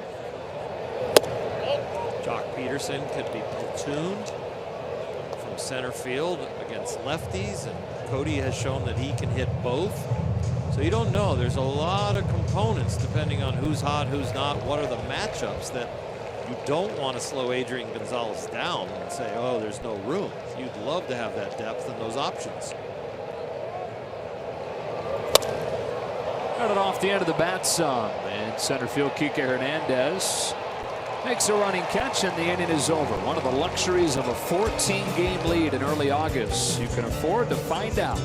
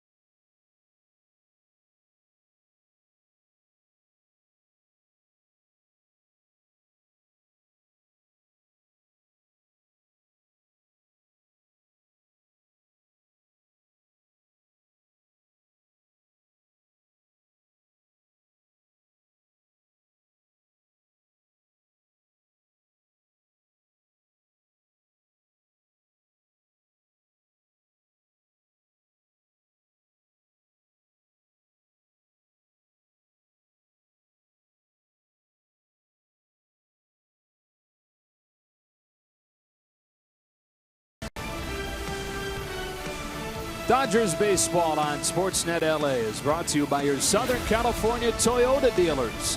Save big on a reliable new 2017 Camry, now at Toyota's National Clearance Event. Rich baseball history here in Atlanta with those 14 division titles in 15 years under Bobby Cox. They've not been to the postseason since 2013, and they've not won a postseason series since 2001. This very likely will be a fourth consecutive losing season. First time they've had that many losing seasons in a row since the end of the 80s into 1990, before they started that long, successful run. That long, successful run, the Dodgers are now benefiting from because Stan Kasten came over as part of the new ownership group and runs the Los Angeles Dodgers now. So his winning ways have really impacted the Los Angeles area. Cody Bellinger to lead off the fifth against Sean Newcomb. Goes after the first one and grounds it foul. Pat Corrales, bench coach from those teams, now involved in the organization. Sure. Pat is a great baseball asset that we all enjoy talking to. Bob Wolf.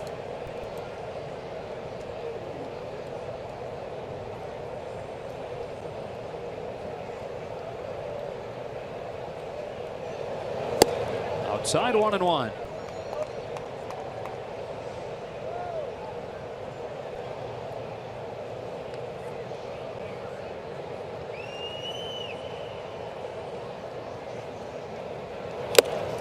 One and two.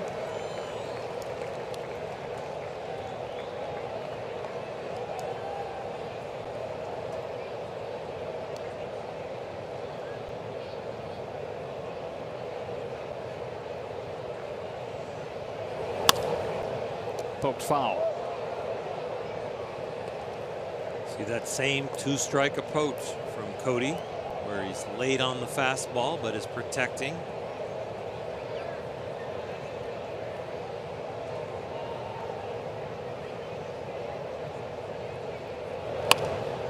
Same thing. Is what is known as an emergency hack. Spoil enough to find a mistake. Newcomb got him with a breaking ball last time up there. This time he just pumps it by him in 96 for his 6th game.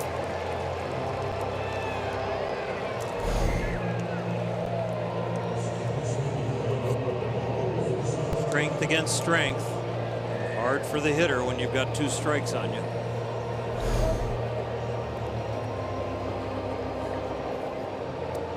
Brockton, Massachusetts, just outside of Boston.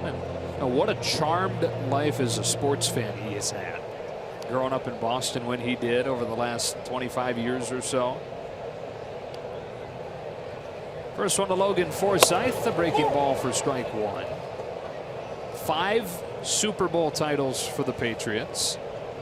3 World Championships for the Red Sox. An NBA championship for the Celtics and a Stanley Cup for the Bruins. 0-2.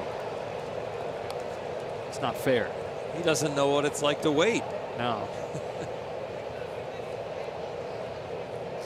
He and all the other kids that are his age from that area. 1-2.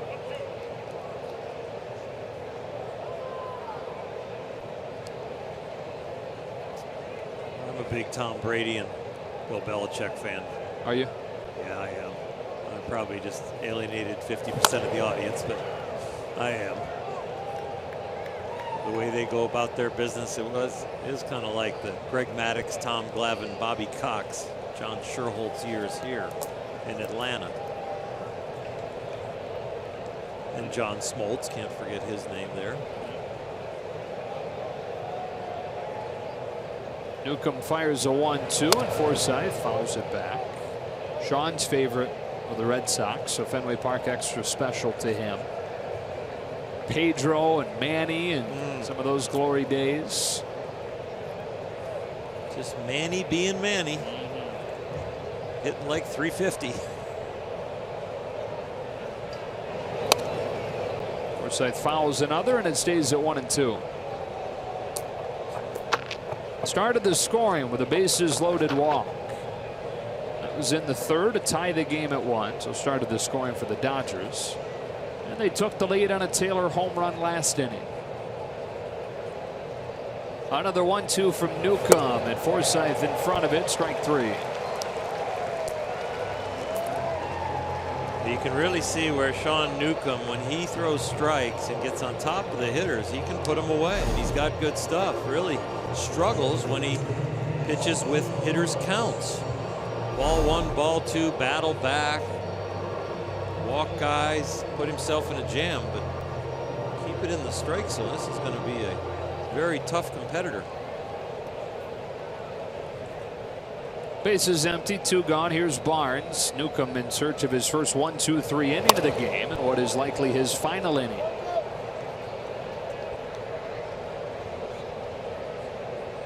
Spent last year in Double-A. Mississippi Braves, a little bit different than the Atlanta Braves.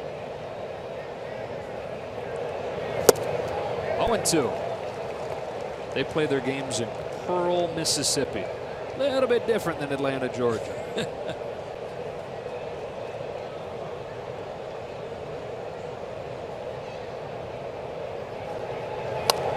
Fouled off.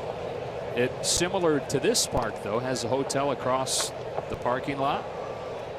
Only it's not at Omni, it's a Holiday Inn Express. Sounds like you've been through that league. Been there. Good biscuits and gravy in that area? Not as good as in Montgomery. You can't have better biscuits than the team named after them. How about the fried chicken in that league? Didn't have a whole lot of it, but I bet it was good. Okay. Well, you put the fried chicken between the biscuits in Montgomery. So where was the best spinach, I guess, with your diet? 2-2.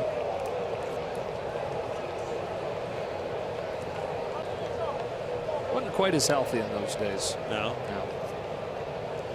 Thank you, Libby. Yep. Full count.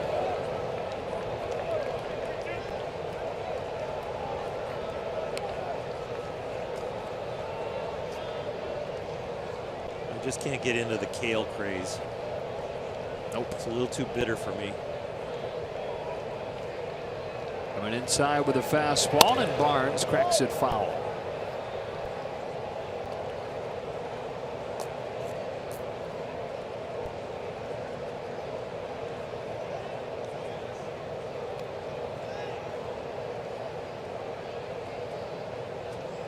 105th pitch of the night for Sean Newcomb, and the 8th one to Barnes is taken inside for ball 4.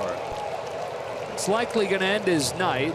A career-high 6th walk issued by Newcomb.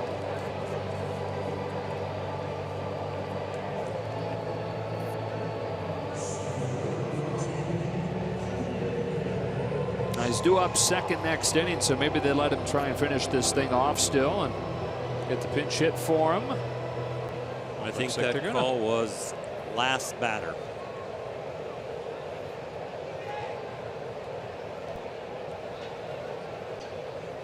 Kike Hernandez with the 2-out opportunity here in the 5th. Strike 1.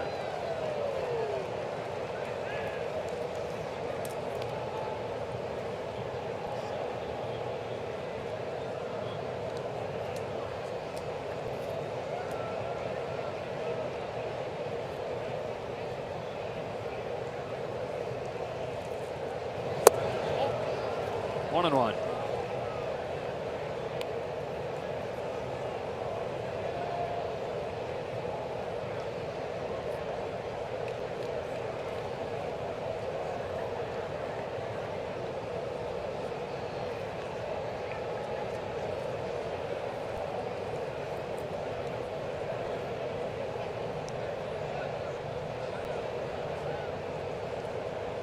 Okay, hoping they left him in one batter too long. A guy that can punish a mistake. 2-1. Trying to deliver the message.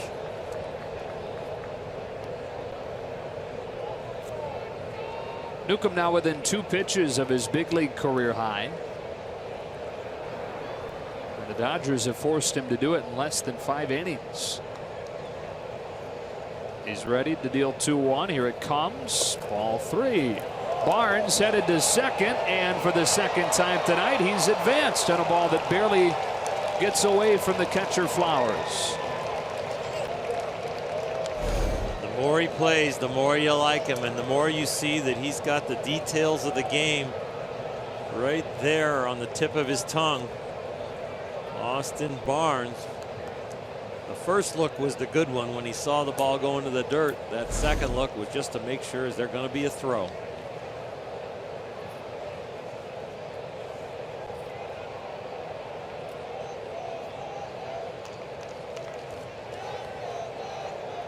See if he gets one to drive on 3-1. Instead he walks.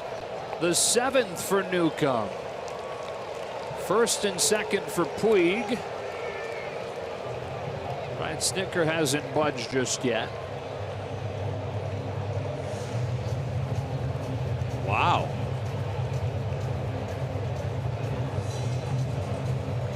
Looks like Jackson's ready. For sure.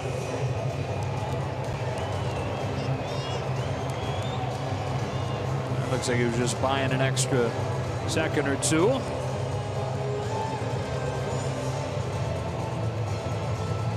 Well, he gives up only 4 hits, but 7 walks.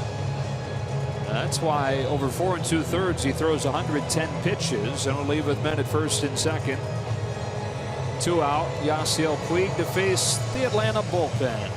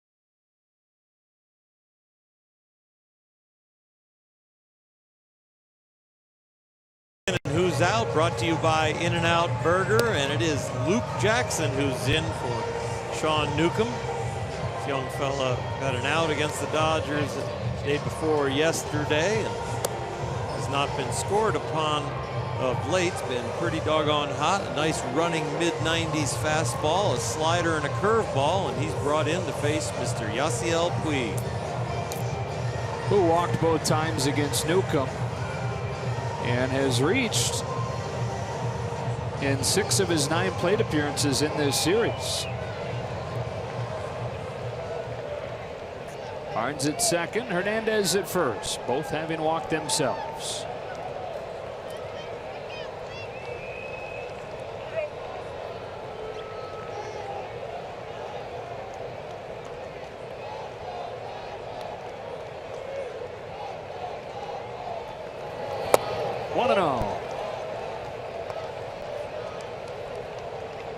Puig's been taking the ball the other way lately, taking it up the middle.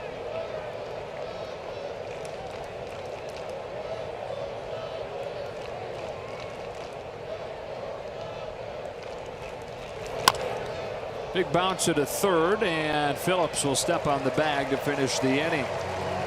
Dodgers leave him at first and second. We are halfway home in a 3-1 game.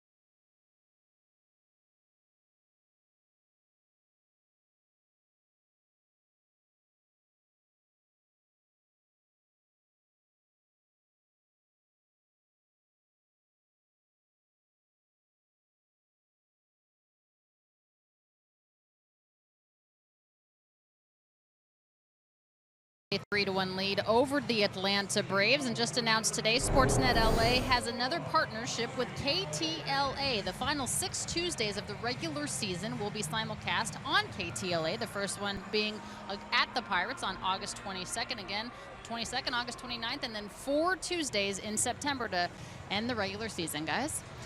All right, Alana, that's exciting news as the Dodgers start to chase down a division title and try to trace down 100 wins. Ozzie Albies leading off the inning against Alex Wood and taking strike 1.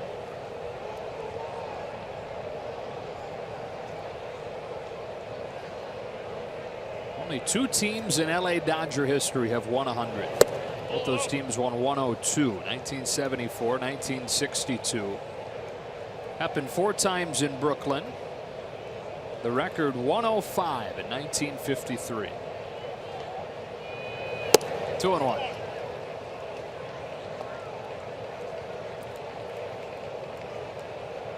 Last time a National League team won 110, 1909.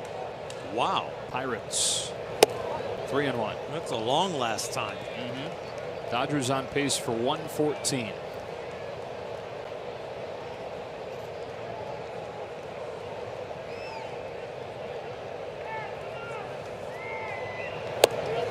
Leadoff walk for Albies here in the 5th. First walk issued by Wood. Pitches by inning have been under control. A couple of 17s, but they're balanced out by those 10s right there. But Alex Wood now is really more worried about that leadoff walk to a guy who really doesn't even have a big league hit yet.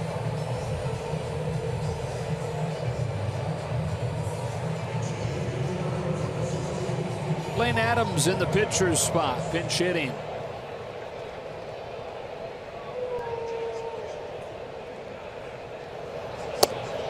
Strike one.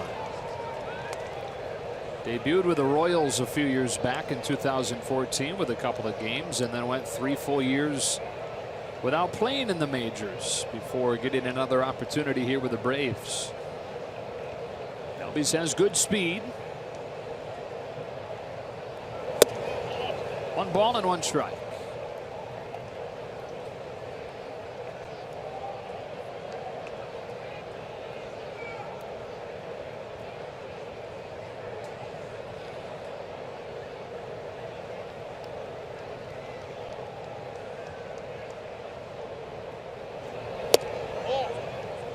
Didn't miss by much, but 2-1.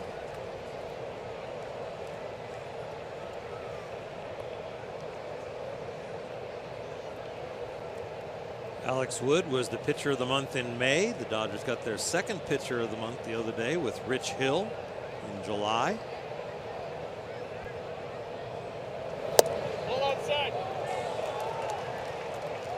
After walking Albies, he's behind the pinch hitter Adams, 3-1.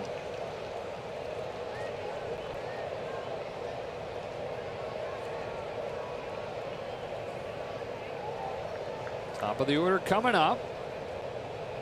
Series finale between these teams. Rubber match both in this series and in the season series, which is tied at 3. Full count.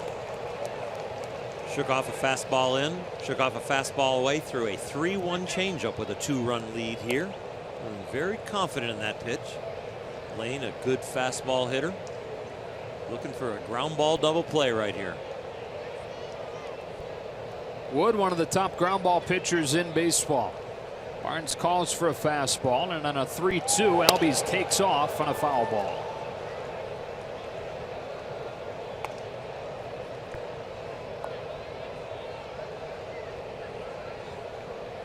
I think Alex Wood will pay Albies a visit now after seeing that they are running down 2 with no outs. See if the youngster over there gets a little over anxious. Might find yourself an easy out and give him a good move.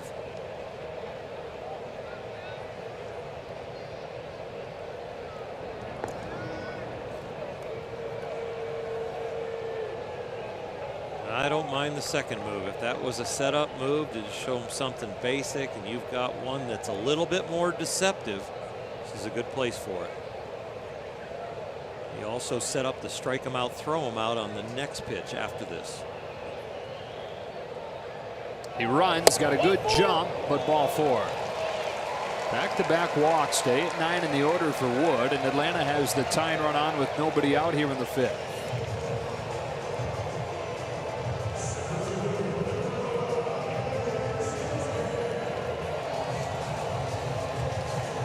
Not Alex Wood's best inning so far, but he has the ability to get out of it. Talking to all the infielders about how he's going to approach this guy. Hard to get a double play. Speed on the bases, speed at the plate. In the form of Ender Inciarte. Also, the discussions around the mound are about the possible bunt.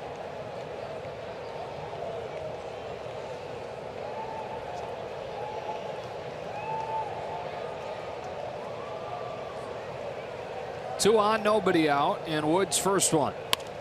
Muscled to short left field. That will drop in for a base hit, and they're loaded up.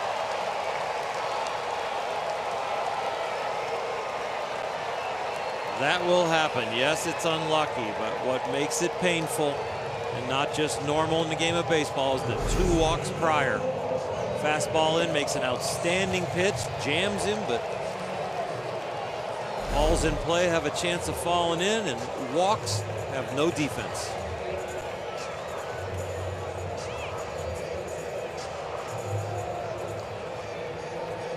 And now Phillips, who has hit 5 grand slams over the course of his 16 years in the majors.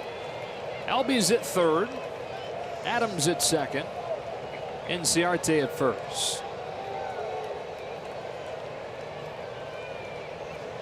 And Wood in a whole lot of trouble with a 3-1 lead here in the 5th inning.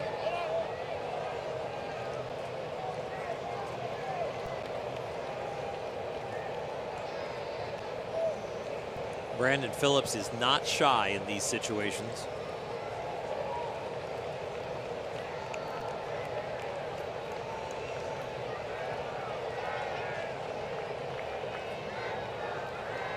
He looks like a tightly wound spring in that batter's box. I would be thinking of throwing him something that looks like a strike, ends up a ball. I gotta believe he is hacking.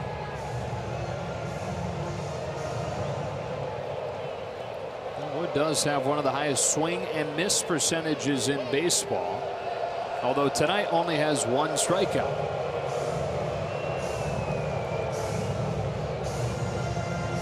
Part of that is that the Braves are the most aggressive team in baseball as far as swing percentage goes, and so not getting into too many deep counts, putting a lot of balls in play early. When it takes this long to get to a sign, a lot of times hitters think off speed. Bases loaded, no out. One of the first things you think a catcher's going to call is something to get a strike, like a fastball away. But wow, they're on the same page now. It's a pickoff move to second, and they got him. That perhaps was the discussion. Adams the first out of the inning. They're going to take a look, but this is an outstanding play by the Dodger defense, coordinated by Austin Barnes, Logan Forsythe, and Alex Wood.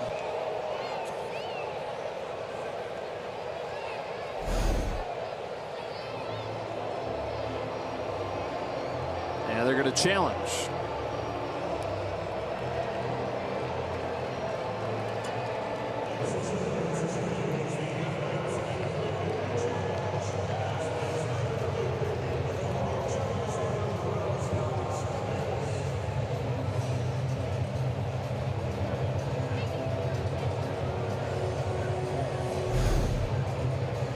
Take a look at the tag right here from Logan Forsythe. Oh, I think he's out. Unless there's another angle. The call on the field is out.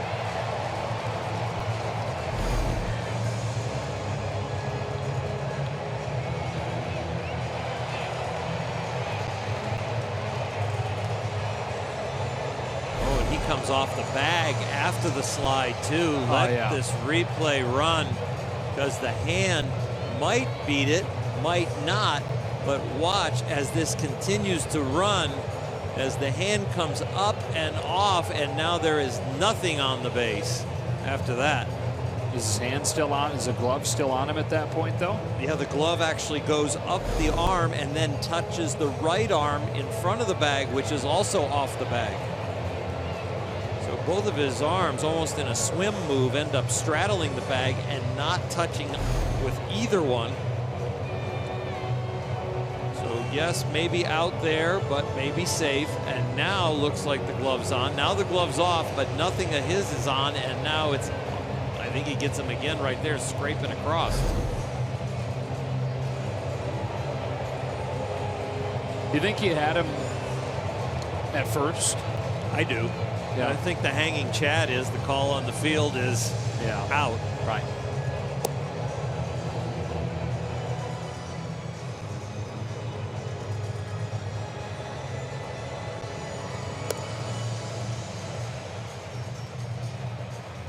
Between Tom Brady and Bill Belichick and now the hanging chat, I've lost a lot of fans. No, I think you're doing okay still. On the phone with New York, tell them to leave the lights on tonight.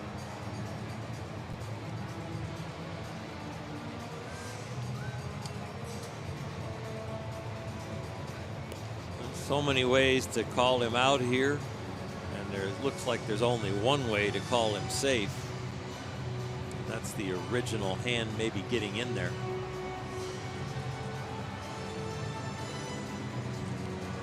a huge decision in this game. 3-1 bases loaded, no out, compared to 3-1 first and third, 1 out.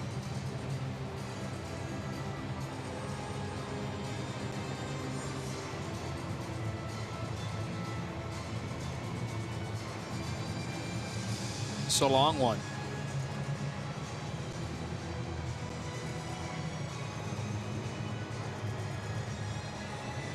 This might be our longest of the year. Ooh, I don't know about that. No? I'm going to go with the Which one? double switch gate. Oh, that one. Okay, that wasn't a replay, was it? There was a replay involved. He's out. A big first out here in the 5th inning. As Wood picks off Adams and now finds himself a ground ball away from getting out of this inning with no damage.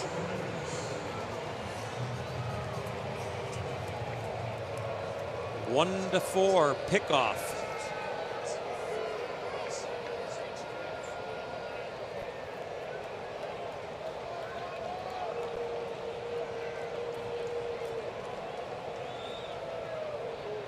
.259 on the review. That was a long 259.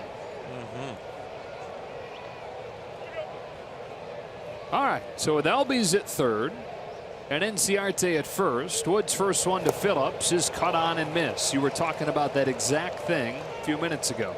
Yeah, wound up like a tight top right there, or spring, and the 259 didn't unwind him. No. He was ready to go.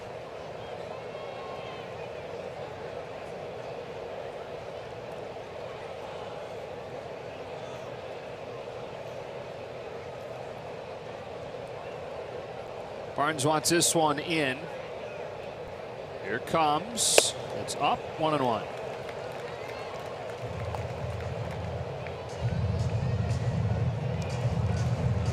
And Brandon Phillips is a good double play candidate. Doesn't run as well as he used to. On a muddy track, coming from the right-hand batter's box.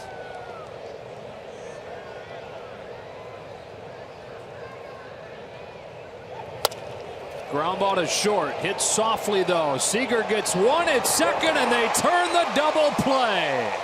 Alex Wood out of a bases loaded, nobody out jam.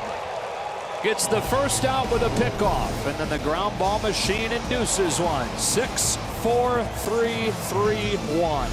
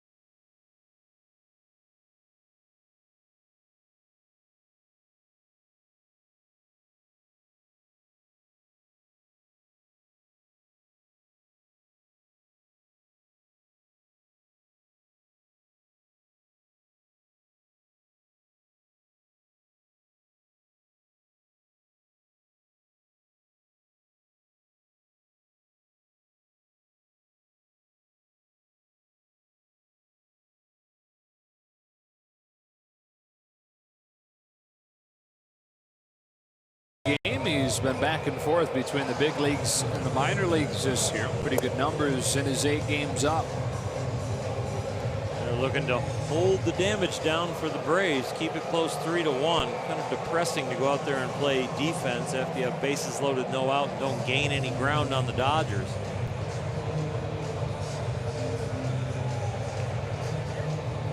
Alex Wood able to get out of that jam. Pick off to second, and then the ground ball double play. Boy, I wasn't sure off of the bat. First of all, it was hit slowly. Then Seager had a hard time digging it out of his glove. But you said it earlier, Phillips doesn't run like he once did, and they still had him by a pretty wide margin. 1 ball and no strikes. When Corey had trouble getting it out of his glove, I was like, wow. And I looked over, and Brandon was not down the line. And Logan Forsythe really made a nice turn. As much as Forsythe has struggled offensively, he has continued to be really solid defensively.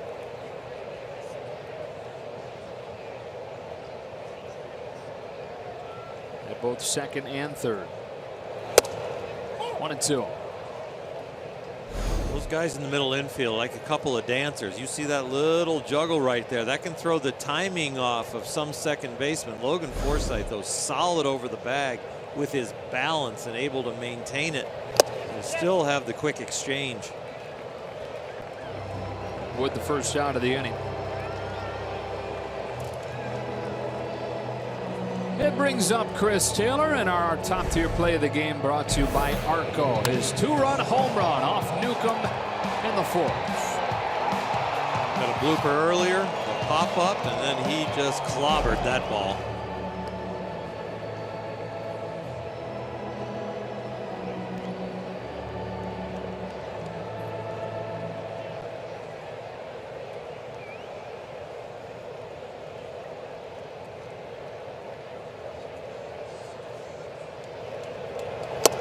Takes outside, ball 1.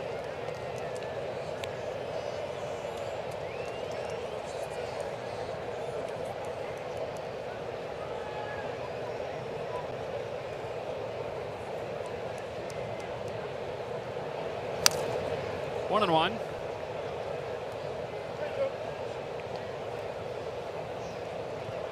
To think this guy didn't make the team out of spring training. And he has said that that was maybe a blessing in disguise for him because he still wasn't entirely confident in the new swing of his. He was able to go down to the minors and struggle there, where if he had come to the majors and struggled with the new swing, he said that might have been harder to stick with it.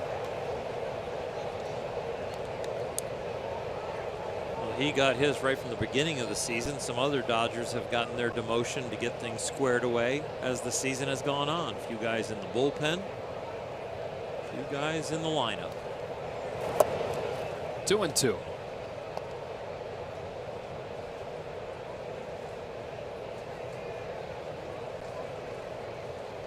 What a fun year for those guys. They work hard every single day, but it's a lot more fun to do positive interviews than it is to do the losing ones.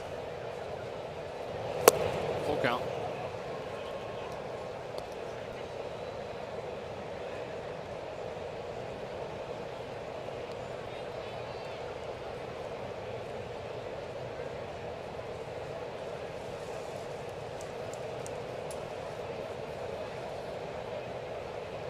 The payoff.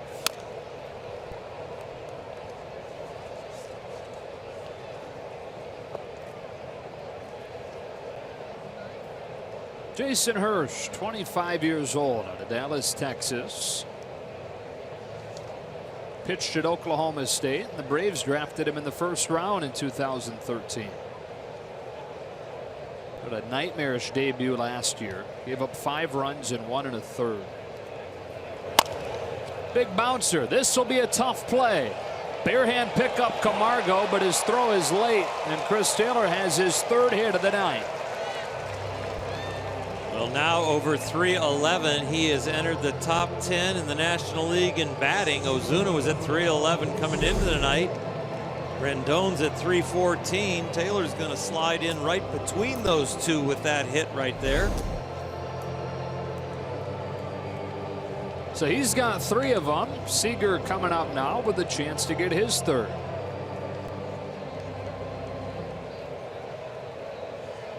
That's all the Dodgers hits tonight. 3 from Taylor, 2 from Seager.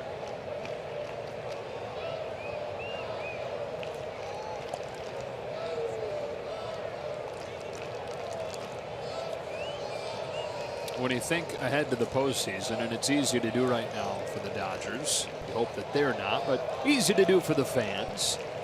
One of the things that has to give you comfort is how many different guys in this lineup can go off on a given night. Allen crosses Flowers up, and Taylor moves into scoring position.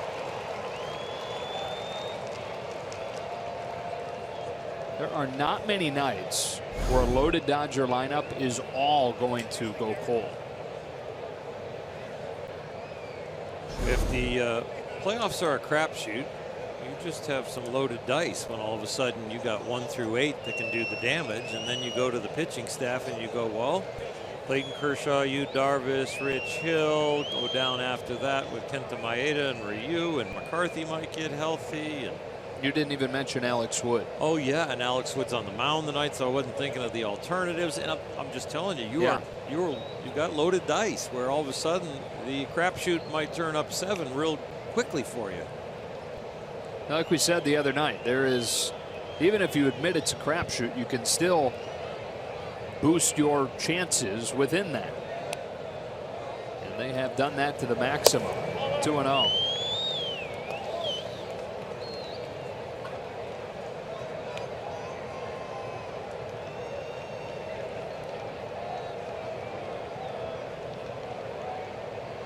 Looking for some insurance in the 6th. Taylor at second with 1 out, and on a 2-0, Seager collects his 3rd hit of the night. Taylor will have to stop at 3rd. Took a step back towards the bag to make sure it got through.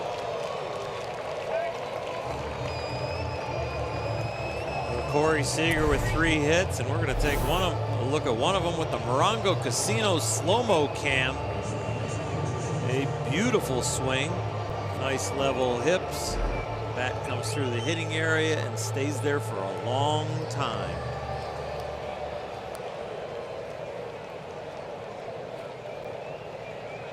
And brings up Justin Turner with 1 out. Runners at the corners.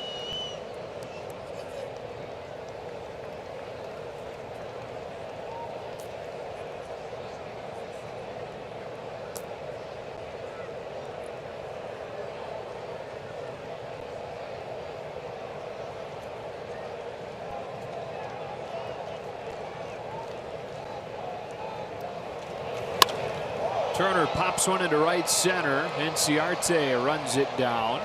But this will bring home Taylor and give the Dodgers a 4-1 lead. RBI sacrifice fly for Justin Turner. Justin would have liked more, but he got something that he can use. It was up in the strike zone and deposited it out there in right center gap to drive that run in very quickly.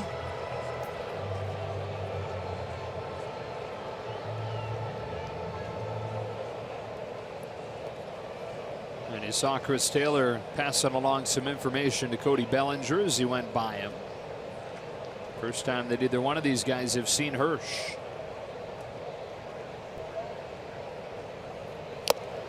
Oh, and 1.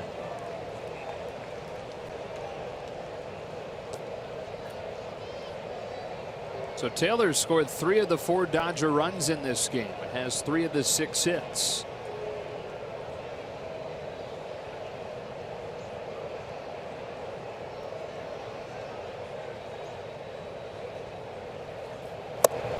Ball 1.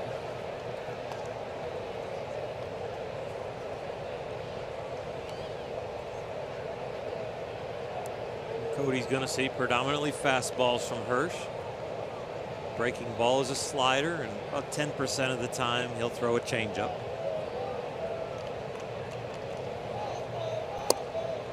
Tailing fastball for strike 2.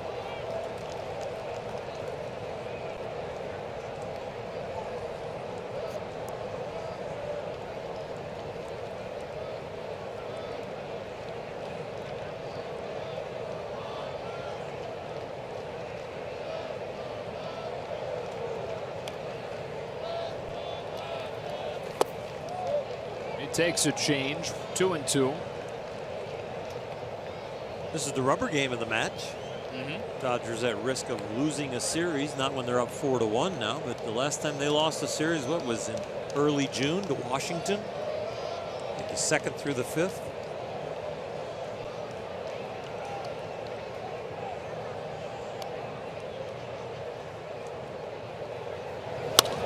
Bellinger pulls one, stabbed by Camargo, and he throws just in time to end the inning. Dodgers add one on a sacrifice fly from Justin Turner at the bottom of the 6th, 4-1.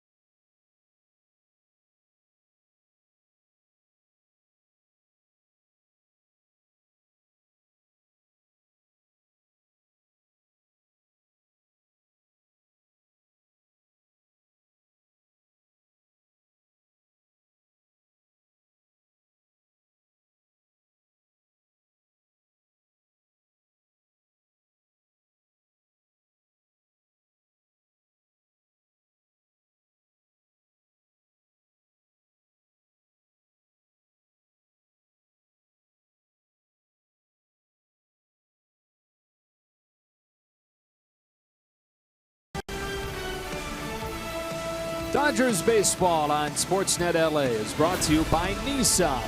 Choose Nissan today for great offers on our most exciting lineup ever. Shop ChooseNissan.com. Dave Roberts said he was particularly impressed with Yu Darvish's command of the English language.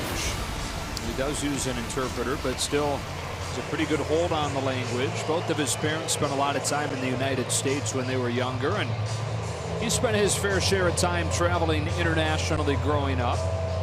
So speaks much better English than you'd expect from somebody who spent most of their life in Japan. Freddie Freeman to lead off this 6th inning for the Braves. And he goes after the first pitch that Alex Wood tosses. A soft fly ball to Kike Hernandez for the first out.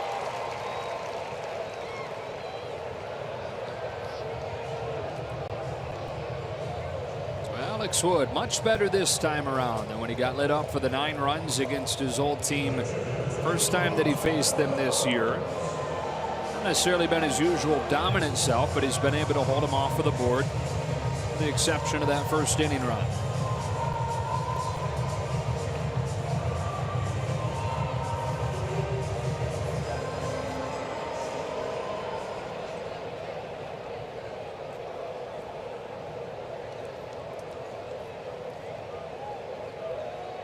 First one to Tyler Flowers at the knees, strike one.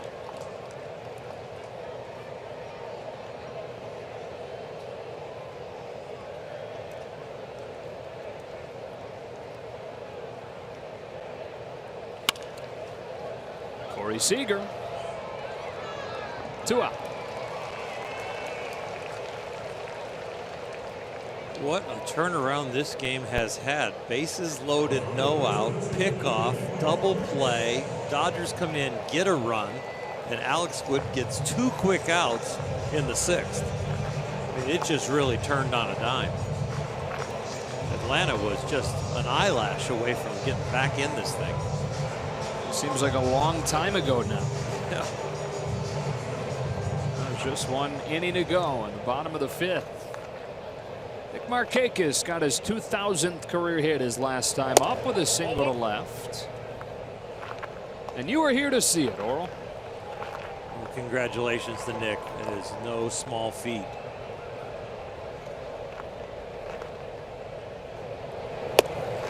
One and one.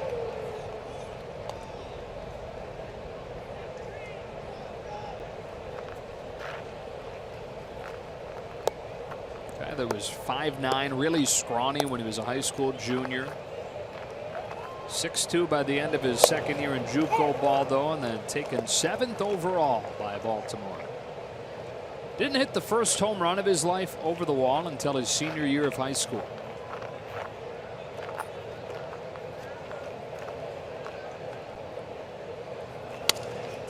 That's a fair ball. Yasiel Puig a long way to go. It lodges under the padding, and Markakis into second with a 2-out double.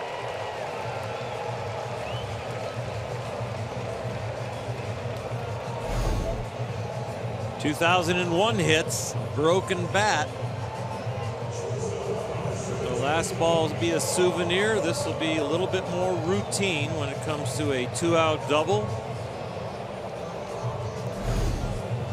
One ends up in a showcase, the other one stays in the game.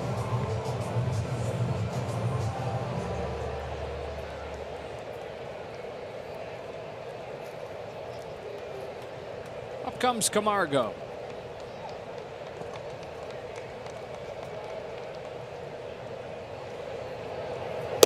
Oh. 1-0.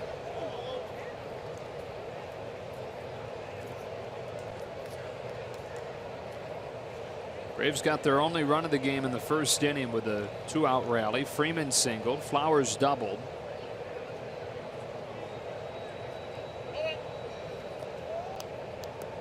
Trying to do the same here in the 6th. That momentum shift, getting out of the bases loaded, no out, jam for Alex Wood. He can really cement that momentum by completing this shutdown inning.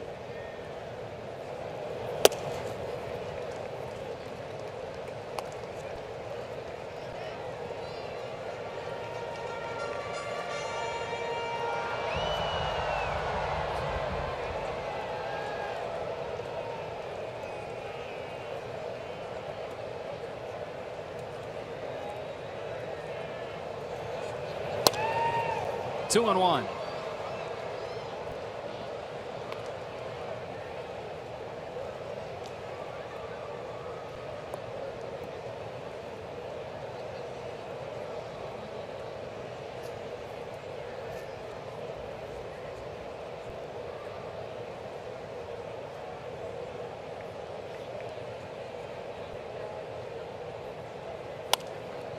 Two and two.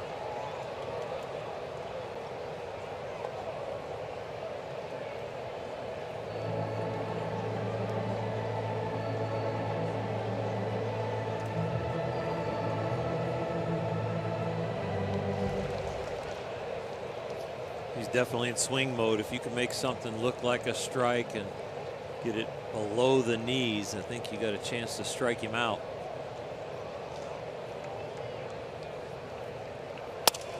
Cracks his bat on a roller to Forsythe. He knocks it down, and it's an error that keeps the door open. We were praising Forsythe's defense earlier. It'll be charged with an error here. Sean Rodriguez will come up representing the tying run suddenly. Change up that breaks the bat. It's just a slow roller to second that rolls up his arm, and then Camargo's speed gets into his head. He knows he's got to do the rest quickly. Alex Wood's going to have to pick up his teammate.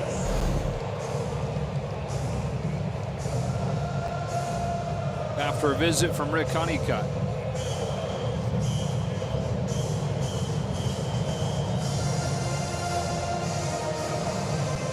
Rodriguez has shown he's very good at hitting the fastball. Pedro Baez was in the game last night, now warming.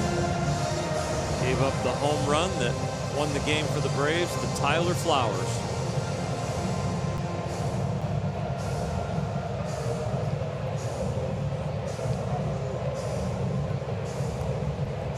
Well, Rodriguez just got his season going a couple of weeks ago after the offseason car accident that injured his shoulder, led to surgery. He's only 5 for 33, but with 2 home runs. Swings at the first pitch, a changeup, strike one.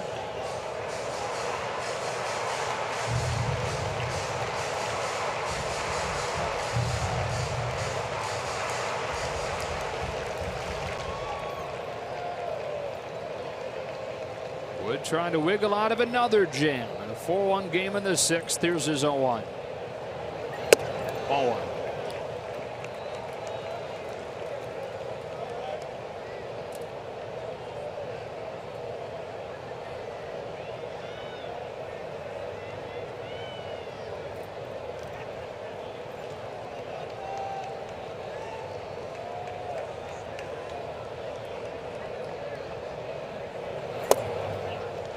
2 balls and a strike.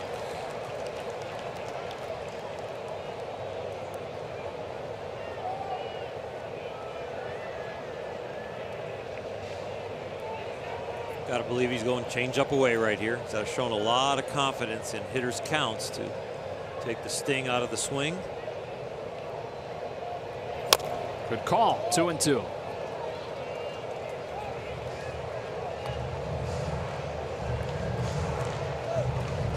You'd love to set a 3-2 changeup with a fastball in. You don't want to throw the fastball in for a strike.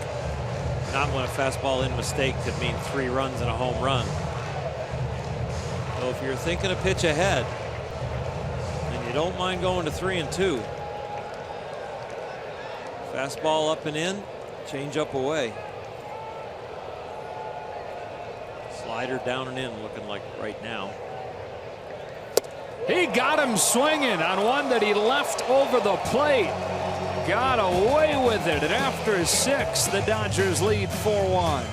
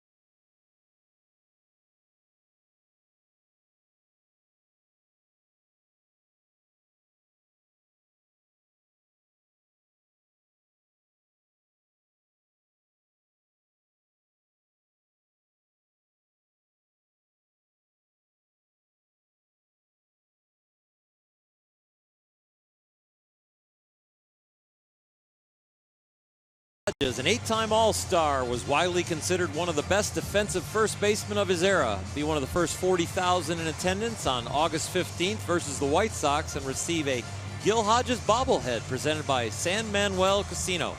Visit Dodgers.com/promotions.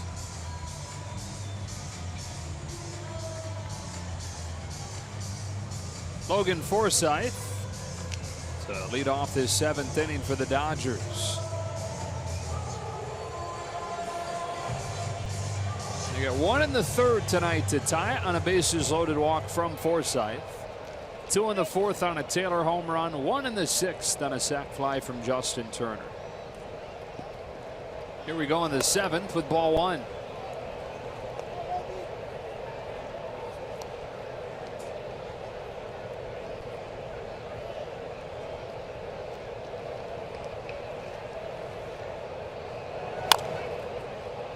One and 1.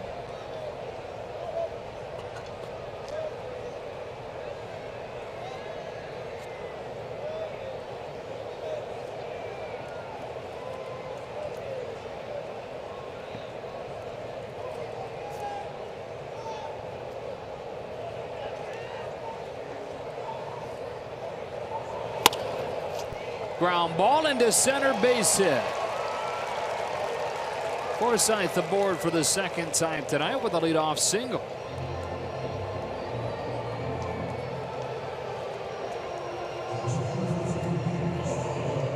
And up comes Austin Barnes. The Dodgers in front of the Braves 4-1 this rebuilding season for Atlanta. Brian Snitker in his first full season as the manager. At 61 years old, he took over last year. And Freddie Gonzalez was let go after a 9-28 start.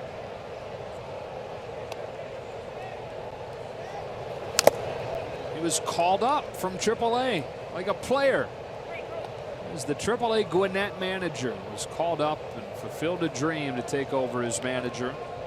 He'd always dreamt of being a major league manager, but gave up on that dream when he was passed over for the job when Gonzalez got it, 2011.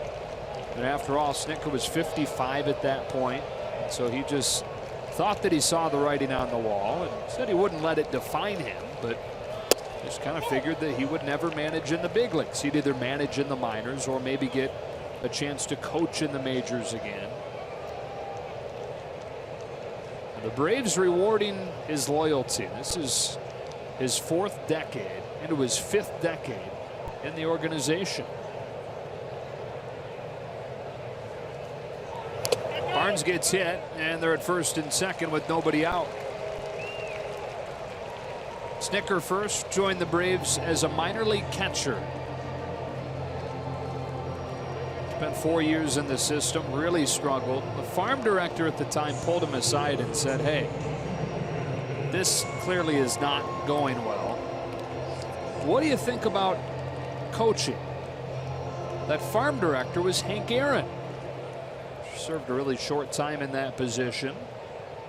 Snitker thought about it, eventually decided to jump in and do it. 25 years as a minor league coach or manager before he got his first major league opportunity.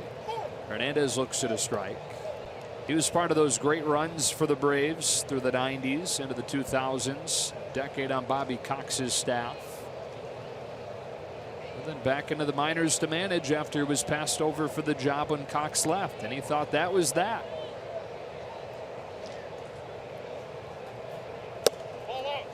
One and one.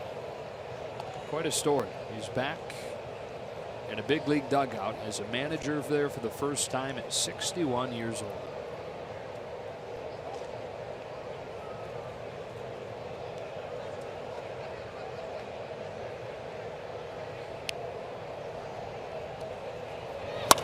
Hernandez swats a base hit into right field. They'll give the wave to Forsythe. Markakis throwing for third late. RBI single, Kike Hernandez to extend the lead to 5-1.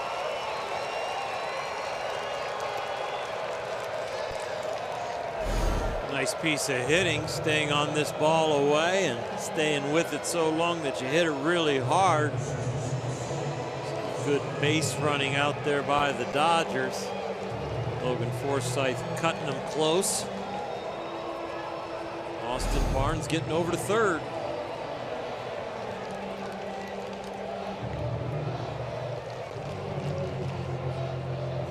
So now Puig. Grounded out the one time that he put it in play. It was walked the other 2 times. Jock Peterson in the on-deck circle. That's the pitcher's spot, Alex Wood. And Brandon Morrow has started to warm.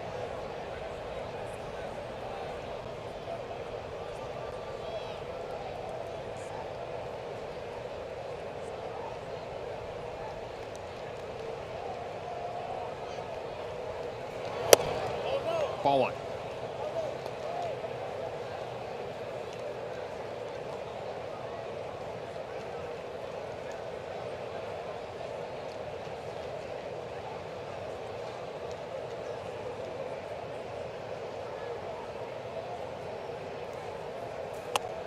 Two and out. Yasiel looking very hitterish in the box. Good check swing on the fastball in, and that breaking ball right there looked like he recognized it right out of his hands. Such a good word, hitterish. Is it a legit word? What makes a word legit? I don't know. I guess if it's in the dictionary. It's probably not then. Urban Dictionary. Yeah. 2-0. Ball 3.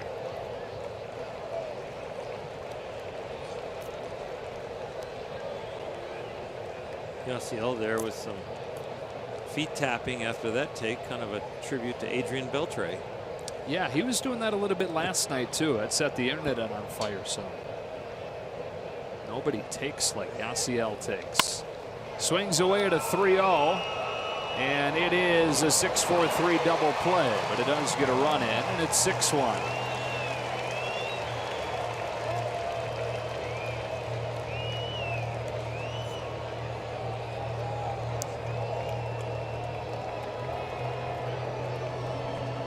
So Alex Wood finished 6 innings, having thrown 87 pitches, but with a 6-1 advantage. Dave Roberts will choose a different Georgia Bulldog. Kyle Farmer to the plate to hit. Wonder how big his pass list was the last few games. You know, Alex Wood had a big contingent here tonight. And I'm sure Kyle Farmer had a big contingent.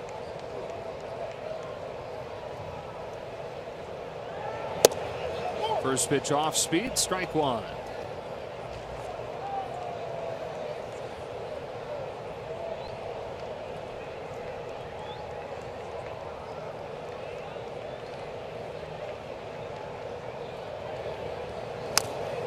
Another to 2.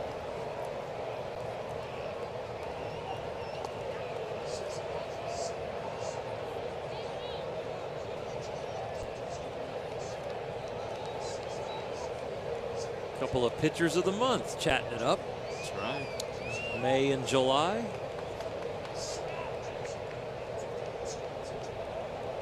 Two of the 4 in that fraternity this year. I don't know off the top of my head who the others would be. Could you guess? I'm going to guess Scherzer. Right, I would think he won 1. I have to look the other one up.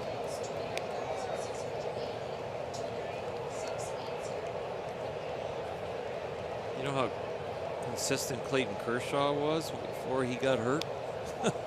No pitchers of the month, but top win, top ERA, almost top in strikeouts. Farmer down swinging. Alex Wood done for the night. Dodgers add 2 and lead at 6-1 as we stretch.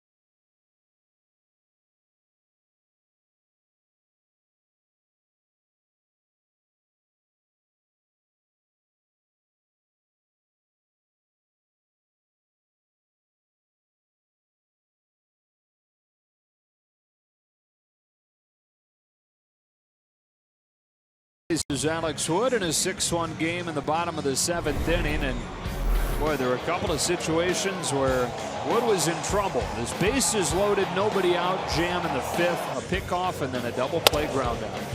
Just fantastic execution by the Dodger defense, and keeping their poise on the mound and in the field gets them through that inning.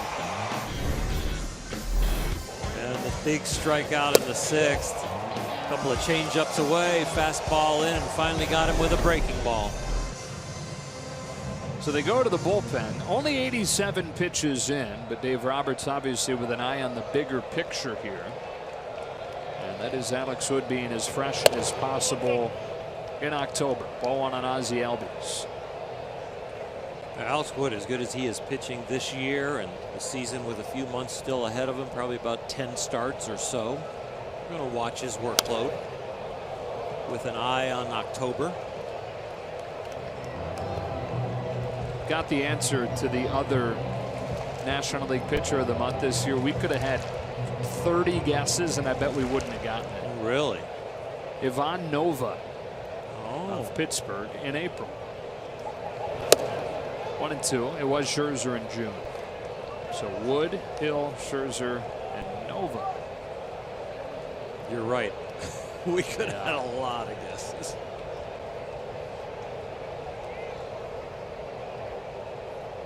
Oh, delivers 1-2, and Albies barely gets a piece of it. Albies still looking for his first big league hit. I think it's going to be tough off the customer on the mound. Brandon Morrow has mowed hitters down all year.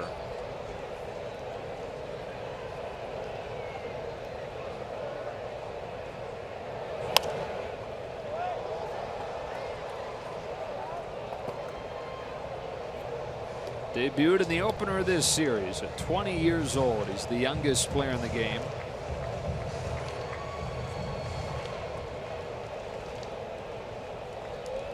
Out of Curacao. Filthy. First out of the 7th.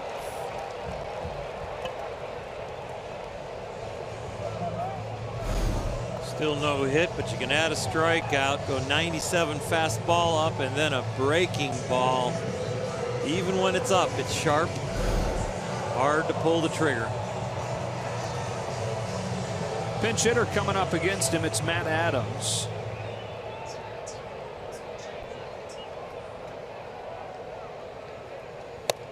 Misses high with ball 1. There's a note that we talked about the other day when Brandon Morrow pitched, but his numbers against left-handers. Lefties are now 1 for 31 with 11 strikeouts. Facing another one right here. That high fastball can be a hole to a left-handed hitter, especially up and in. Adams turns on it, sends a high drive foul. 1 and 2. That was a breaking ball right there. They were coming inside with. Is that what it comes down to, though, the high fastball? I think about is when he can throw, 97 to 101, and he can ride it right in there, and he has shown the ability to throw it low and away also.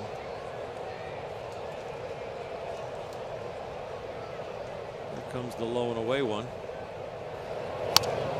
Pulled it inside, got the right height at 98.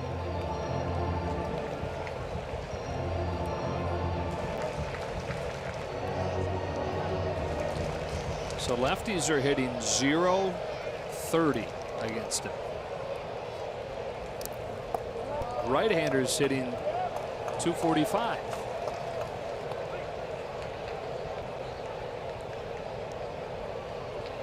That's really interesting. Yeah. I have to go back and watch all the at-bats, or at least a majority of them. That's ripped to first. Bellinger with a nice stop. The left-hander is now 1 for 32 against Brandon Morrow. Dodger calendar brought to you by 76. Put a big old circle on that one tomorrow. Yu Darvish makes his Dodger debut in the first of 3 in New York. ESPN exclusive game on Sunday. That's at 5 o'clock Los Angeles time. The team will travel to Phoenix on Monday and finish off the road trip with 3 at the Diamondbacks.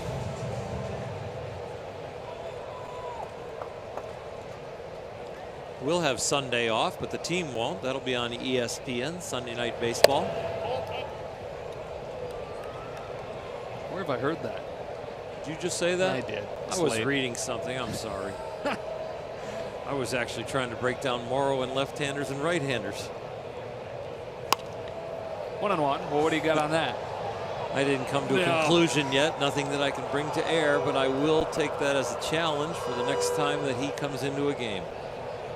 Your first homework assignment for me since I told you to watch dodgeball. Okay. I think I'm going to enjoy watching Brandon Morrow pitch more than dodgeball, but I did have some laughs. 1-2. It's an American classic. If you say so. I guess in my generation, if I can call Caddyshack an American classic, you can call dodgeball an American classic.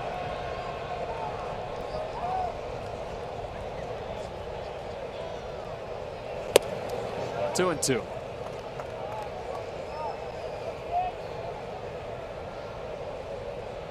So 3 left-handed hitters against Morrow in this inning.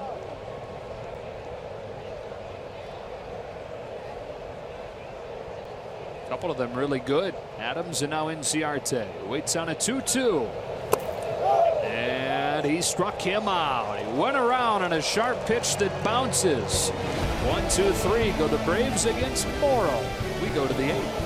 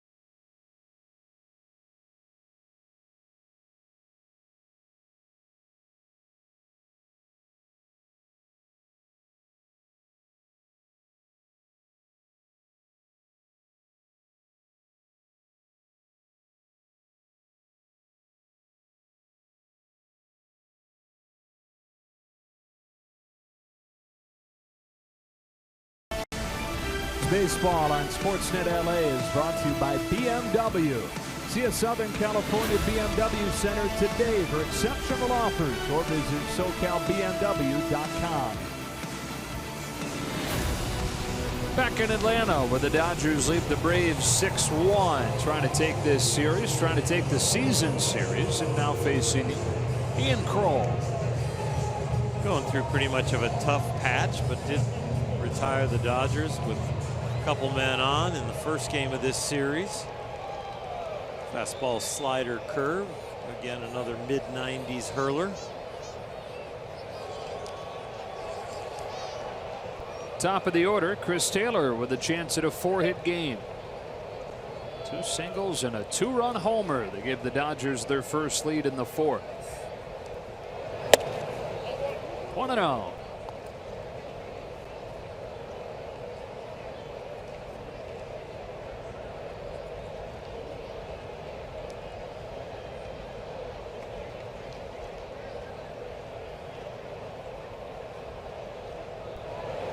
Taylor had the first 2 4-hit games of his career in July.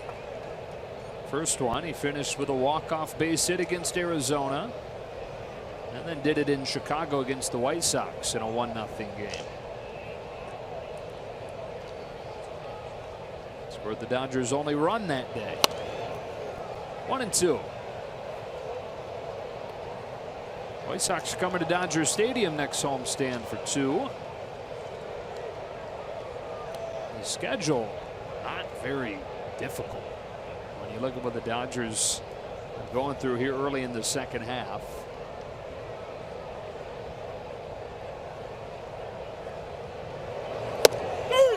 Strike 3 call. Part of that is that the National League this year is not very good, truthfully.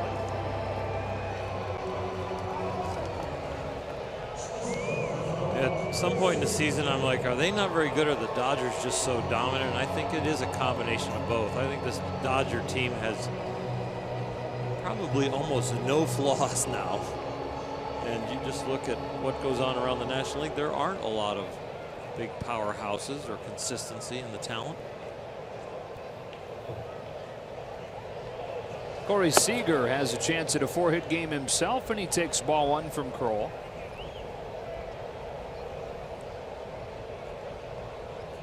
Dodgers have the best record in the National League by 11.5 games over Washington. 2-0. Best record overall in baseball by 6 games over the Astros. Houston is ahead 3-2 in the top of the 7th over Tampa Bay. They are trying to win their 70th game. The Dodgers right now the only team with at least 70 wins.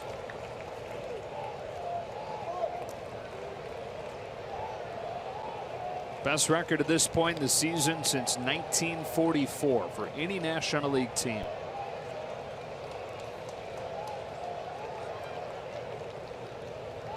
And knocking on the door, that 42-8 run from 2013. This would make it a 41-7 run. If they can hang on to a 6-1 lead in the 8th inning.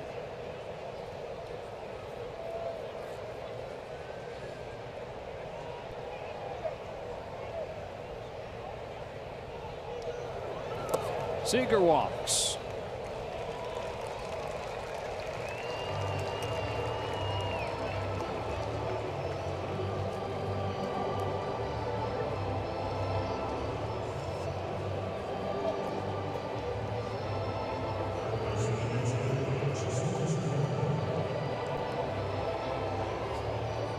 One on, one out. Here's Turner. We talk about the schedule not being very good. Tomorrow will be difficult. Jacob deGrom has been really good. Last 2 months, best ERA in baseball.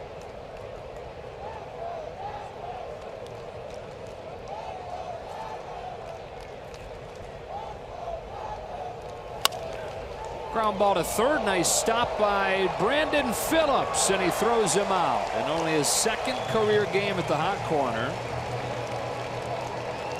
A nice play there. Up to second goes Seager, 2 away. Justin Turner knows how to make this play. Just wishes Brandon Phillips didn't.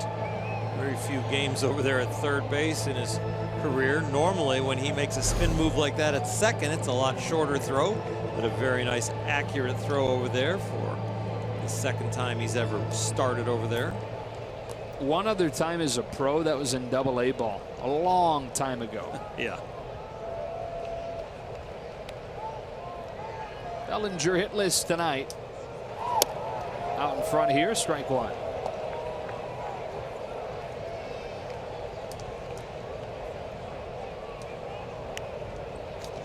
He'll play his first games in the city that his dad captured some fame, winning a couple of world championships with the Yankees.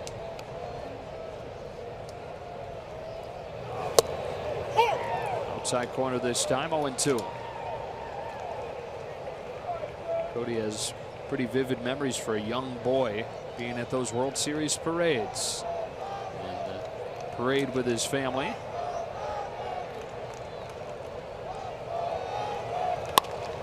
Drags a bouncer to second. Albies will throw him out and send us to the bottom of the 8th in a 6-1 game.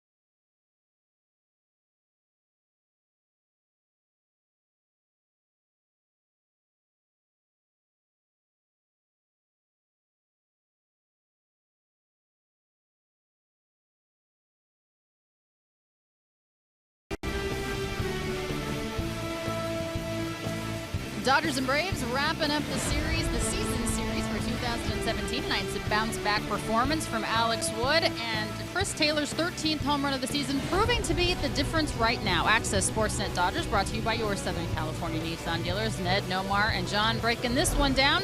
We can get this over with and head to New York. Josh Fields comes in, Alana, the third Dodger dog tonight. Third former Georgia Bulldog for the Dodgers. Alex Wood, Kyle Farmer, now Josh Fields. Josh been up and down a little bit. One time was sent to the minor leagues with a 0 ERA. And then another time had to go down there and kind of fix a few things. Brandon Phillips takes strike one. Overall, Josh has had an outstanding year. I think the biggest difference has been the development of the breaking ball for a strike, and also throwing fastballs that start low and then work his way up the ladder.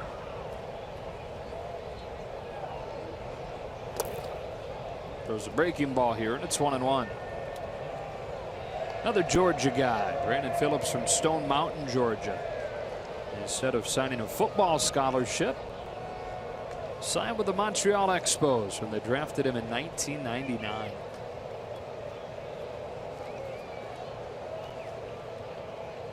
From the Expos to the Indians to the Reds and now the Braves. And a lot of people think he'll head somewhere else before the end of this year through waivers.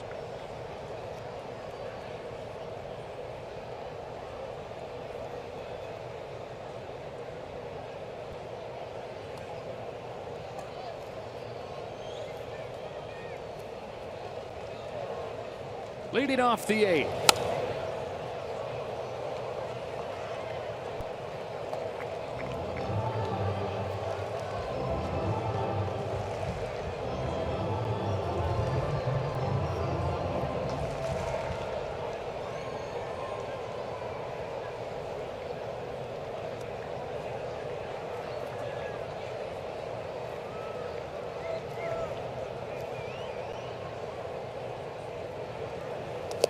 Two and two.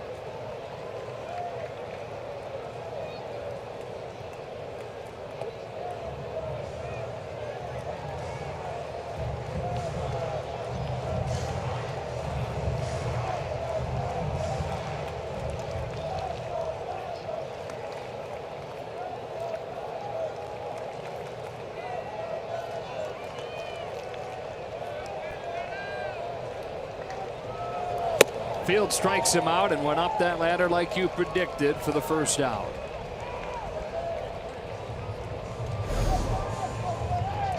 Brandon Phillips kind of shaking his head at himself, but a veteran on a club that's going nowhere looking to swing the bat. Josh Fields took advantage of that.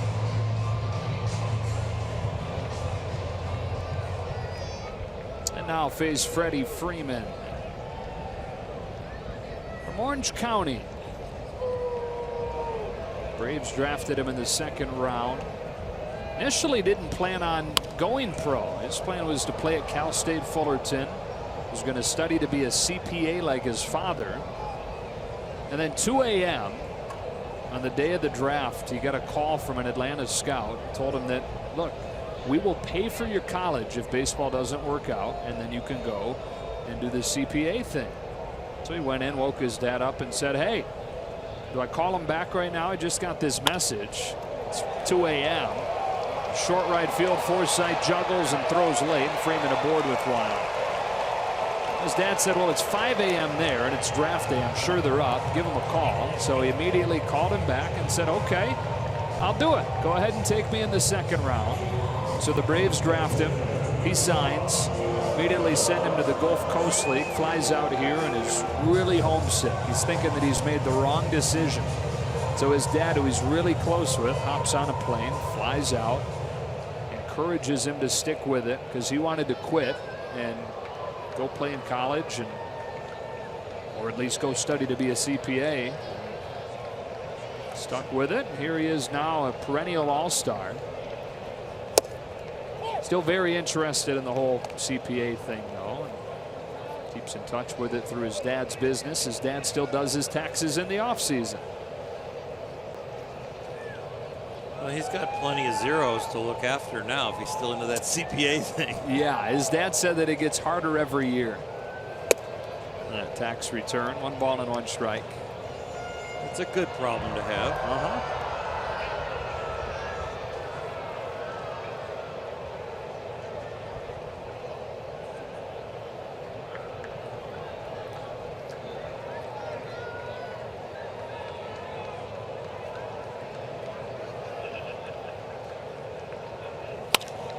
Flowers hits a high fly ball to the right field corner. Yasiel Puig running out of room, and it's foul. Flowers had the game-winning pinch hit homer last night in that same direction.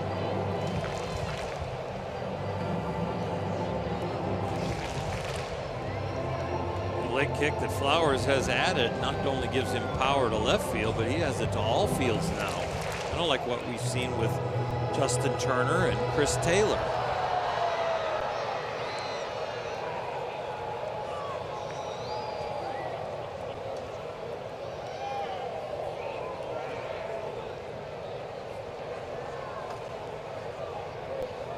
Freeman at first with 1 out. Flowers lays off, ball 2.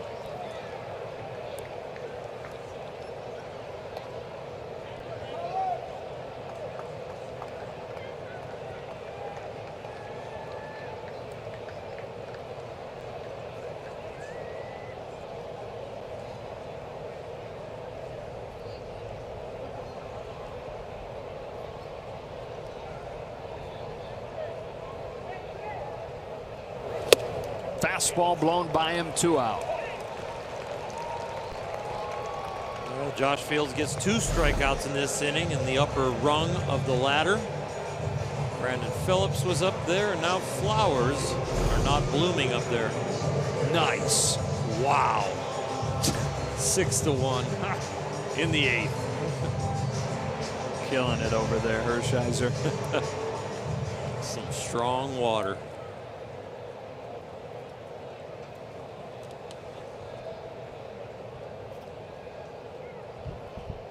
Nick Markakis looks at a breaking ball for a strike.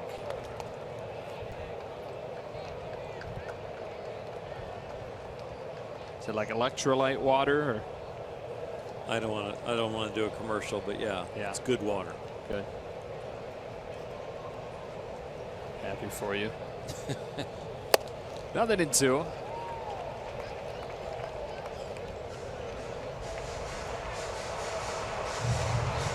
Josh doesn't show a lot of motions out there on the mound.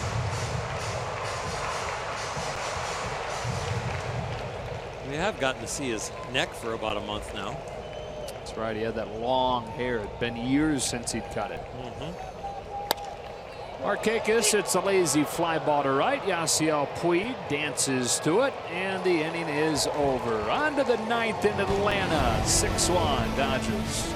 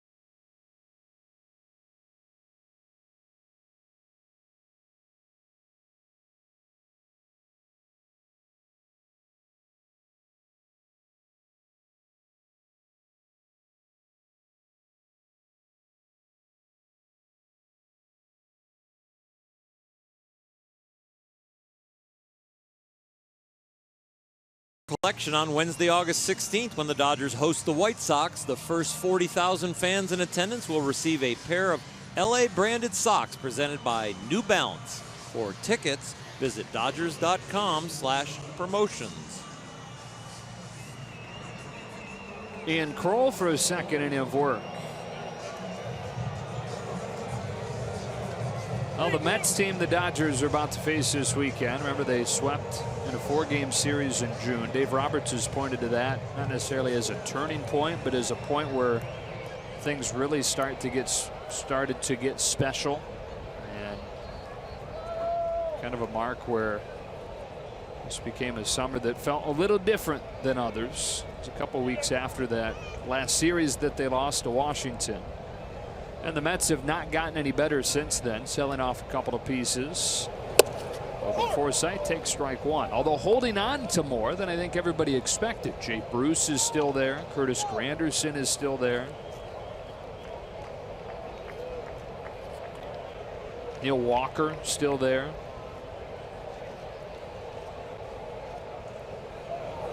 Recently promoted their top prospect, Ahmed Rosario, starting shortstop, so we'll get to see him.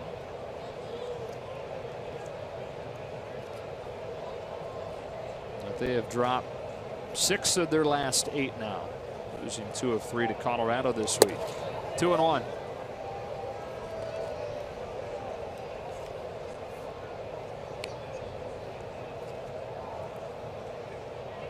We know the real focus on Friday, though, is going to be to watch Yu Darvish. That is going to be a lot of fun to see him in Dodger blue-gray.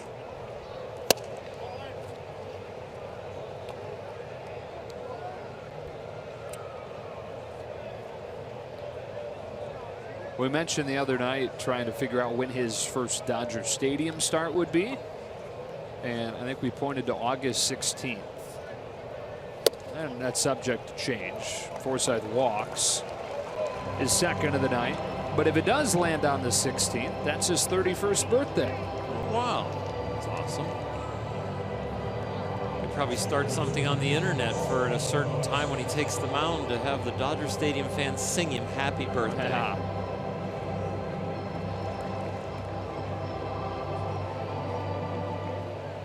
It's the welcome to LA present.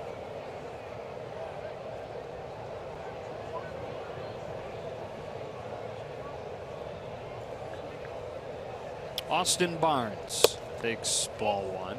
That's something that Vin Scully could pull off early on in the team's time in Los Angeles. He used to, with all the transistor radios in the crowd, he used to kind of interact with the crowd that way.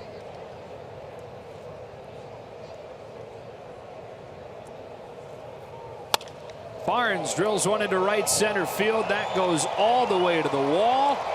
Logan Forsythe is headed home on an Austin Barnes RBI double.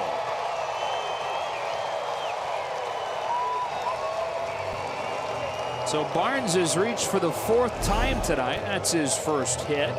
The Dodgers lead at 7-1. Couple of walks, and he sacrificed his body, got hit by a pitch in his last at bat right here. Goes after that double. Austin does it with the bat. There was one game at the Coliseum, probably similar to this one, where it's moving slowly. It's pretty much in hand. And so Vin was looking for stuff to talk about and got out the old National League guide they used to print out each year, and happened to notice that it was the home plate umpire's birthday. And so he said to his audience of transistor radios throughout the Coliseum, "Why don't we wish him a happy birthday?" And so that big Coliseum crowd in unison on Vin's cue saying happy birthday to the umpire. Pretty special. Very hard to do now. Pretty special.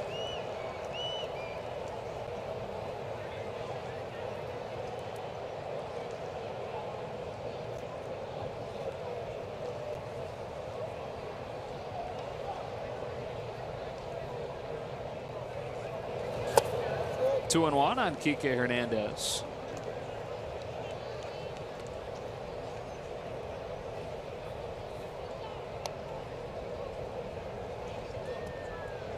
There's another instance where there had been kind of a controversial interpretation of the balk rule, you know, having a pause in the set position. Had to have the full second, and there's a little dispute about it. And so Vin said, okay, this is what we'll do. When he pauses, I'll say A, and when you think it's been a second, you all say B. And they checked to see if he was indeed setting for a full second. So he made Dodger Stadium at that point, this was in the mid-1960s, into some additional umpires. Hernandez strikes out swinging.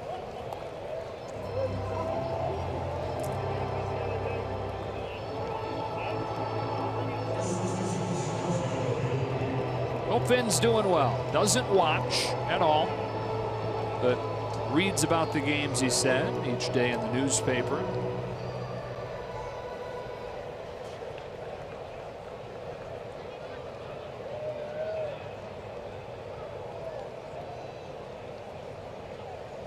Runner at second, one gone. Yasiel Puig, the hitter. Ball one. Tony Cingrani, it looks like, getting ready for his Dodger debut.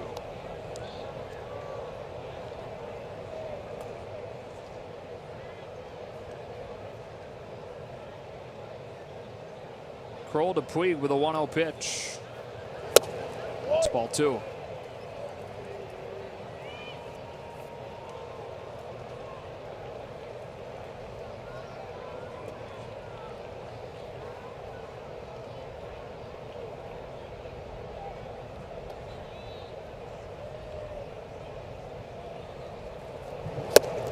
Two and one.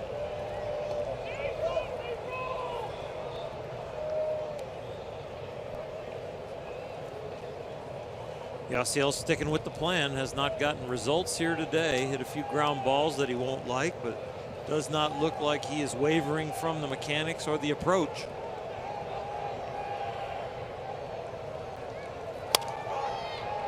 A little pop up and foul ground. Freddie Freeman has room, and Puig's the second out.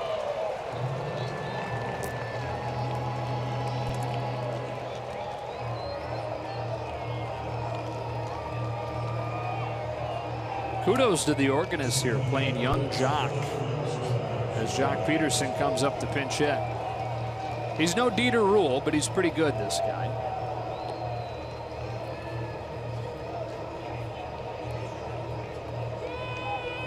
You recognize this one, Oral? I do not. Meet me in the trap. It's going down. Okay, now I got it. You got it. Yeah.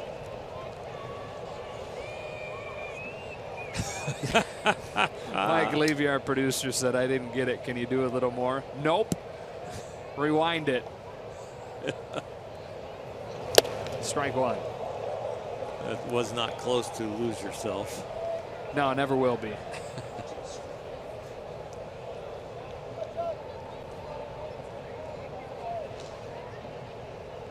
Reached the point of the game where I'm wrapping young Jock. I think it's time to go to New York.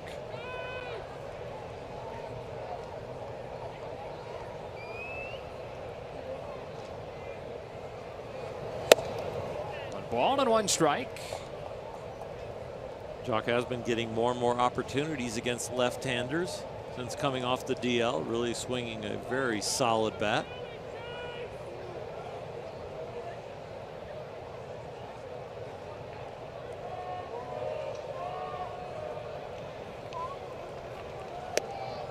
Takes off on Kroll, and Peterson's ahead.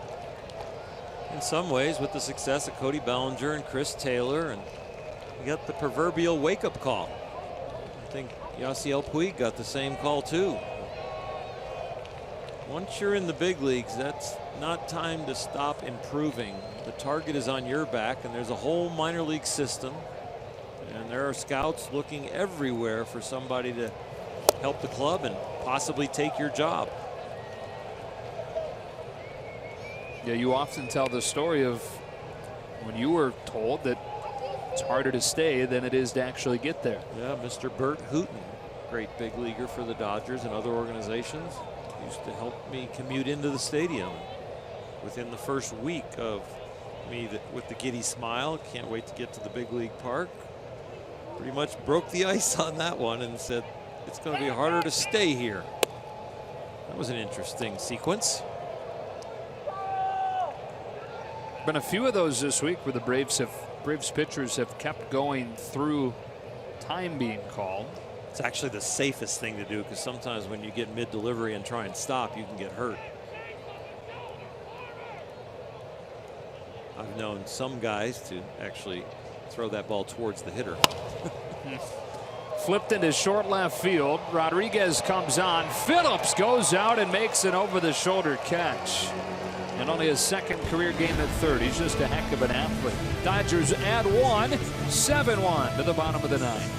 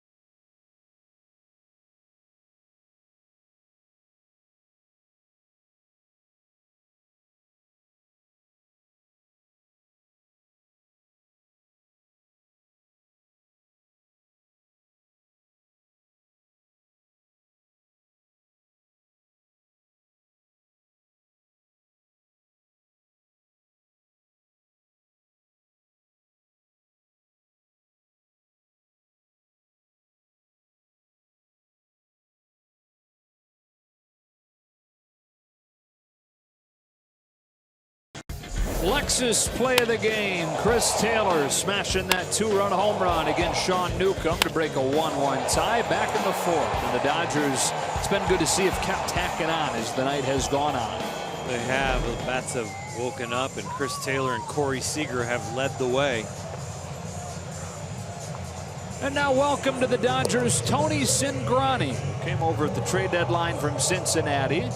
Took a couple days to gather his stuff, get ready to go, and activated today. Well, welcome to the Dodgers is right, and boy, they are looking for some help from the left-handers. Went out and got a couple of them, Tony, and Mr. Watson also. He comes at you with a fastball. He can throw it in the mid-90s. He can touch 97. Nice changeup and a nice slider, but most of the time it's been a fastball. I wouldn't be surprised if he starts throwing a few more off-speed pitches now that he's in blue. Adrenaline's got to be pumping. Cingrani makes his Dodger debut against Johan Camargo, and he starts him with a ball in. You know, you saw the numbers, not good overall. But up until recently, he was having a good year. Gave up 9 runs in his last 6 games, and so it kind of skewed what the full body of work has been. But over his first 19 games, a total of 5 runs.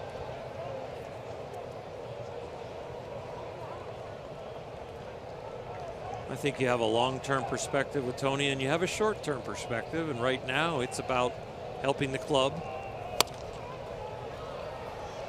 But in the long run, I think they're going to really enjoy having an off season with him also, and a spring training, and having him work with Rick Honeycutt. So they, not only do you watch guys and try and get them to help you right now, but you kind of project what you might want to do if you could tinker with them if they were yours.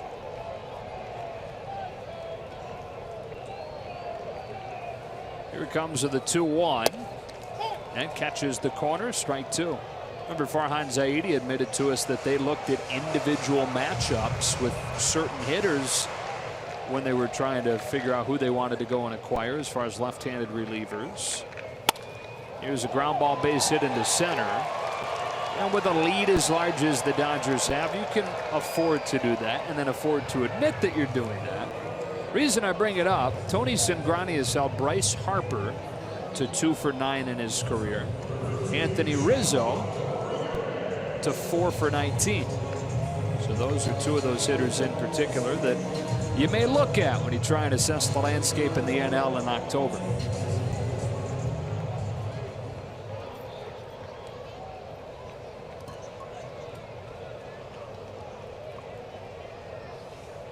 Leadoff man on, and here's Rodriguez taking ball 1.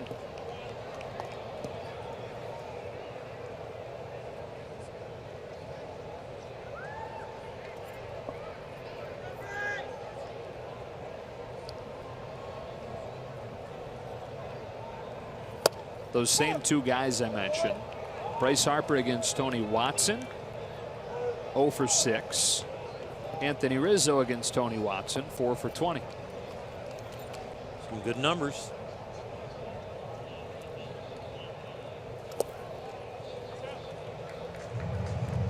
Looks like he's got a little adrenaline after every pitch. Looks like he's trying to get rid of a little energy, try and find the feel.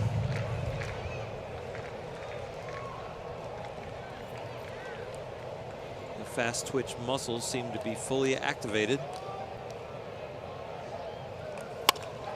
Ground ball, base hit.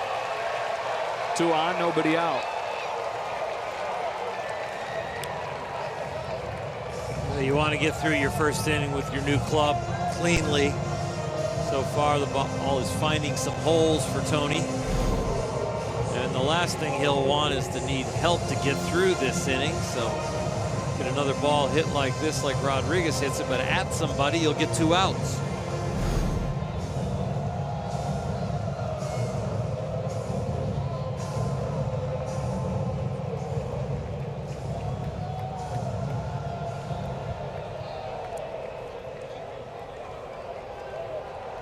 Ozzie Albies.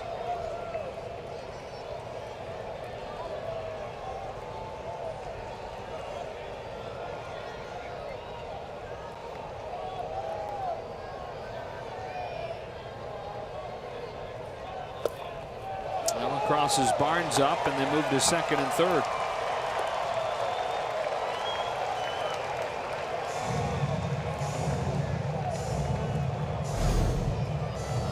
Like Austin was irritated, I guess, with himself, his approach on that ball. I'm not sure if that was a cross-up. There was no meeting and no review of signs, so Austin just a little upset with his approach on that ball.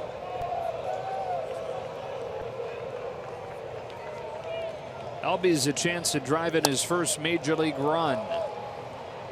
1 ball, 1 strike. The runners move up. Kind of inconsequential unless there's a big comeback, but that was ruled a wild pitch.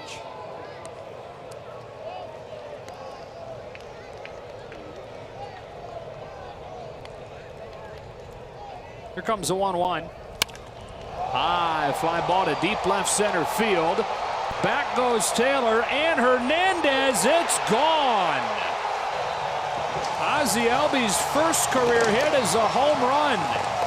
And just like that, it's 7-4.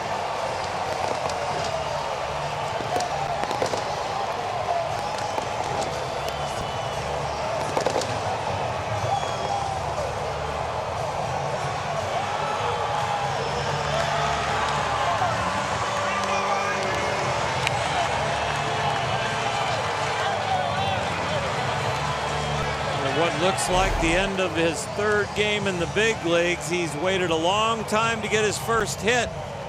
This one right here, a sweet swing from the right side for the switch hitter. Very smooth. And just enough. Danny Santana now takes a strike.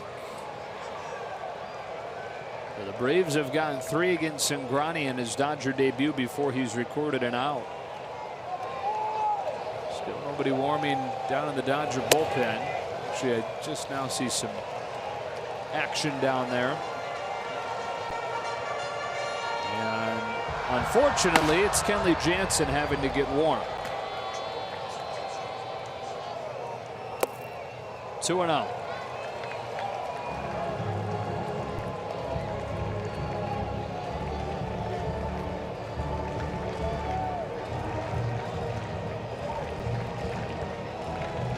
You feel for Cingrani right now. Yeah, you really do. And it might not be a bad time. Rick Honeycutt might come out. Maybe Justin Turner jog in there and visit him. That helps.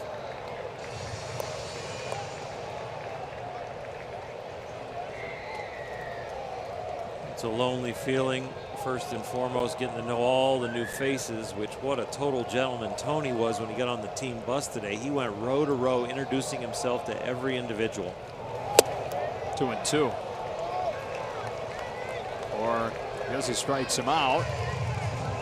Yeah, the count wrong. Cingrani gets a strikeout for the first out.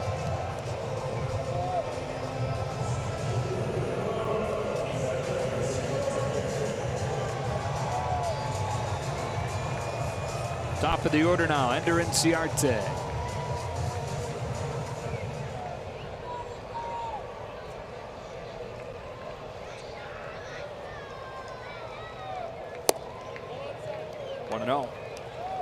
First left-hander that he sees, and this is what the Dodgers acquired him in mind with.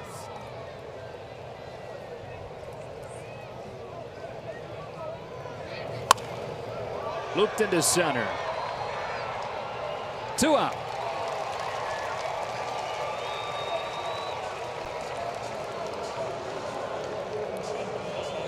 Cingrani trying to settle in here. Strikes out Santana. Gets Inciarte to fly out. And 1 out away from sending the team to New York.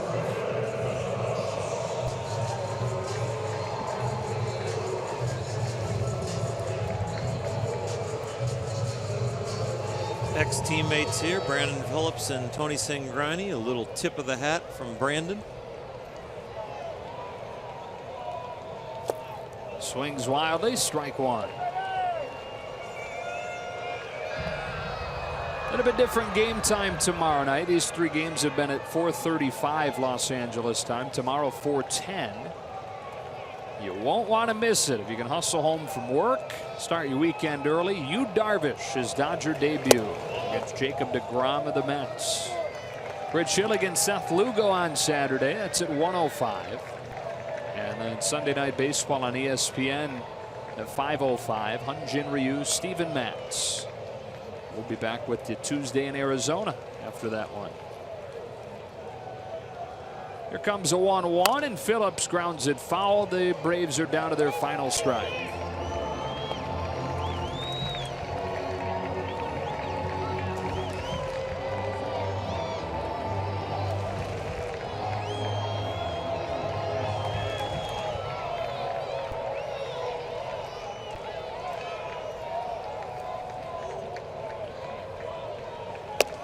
Two and two. All those runs of insurance the Dodgers ended on against the Atlanta bullpen proved to be important. 1 in the 6th, 2 in the 7th, 1 in the 9th. The Braves get the home run from Albies here in the 9th. That does it. Cingrani strikes out Phillips and finishes things off in his Dodger debut on another Dodgers series win. On the anniversary of the great Tommy Lasorda's induction into the Hall of Fame in 1997, the Dodgers get back to their winning ways. Happy anniversary, Skip. Win number 13 for Alex Wood. Sean Newcomb falls to 1-6 in this one. The Dodgers now 76-32.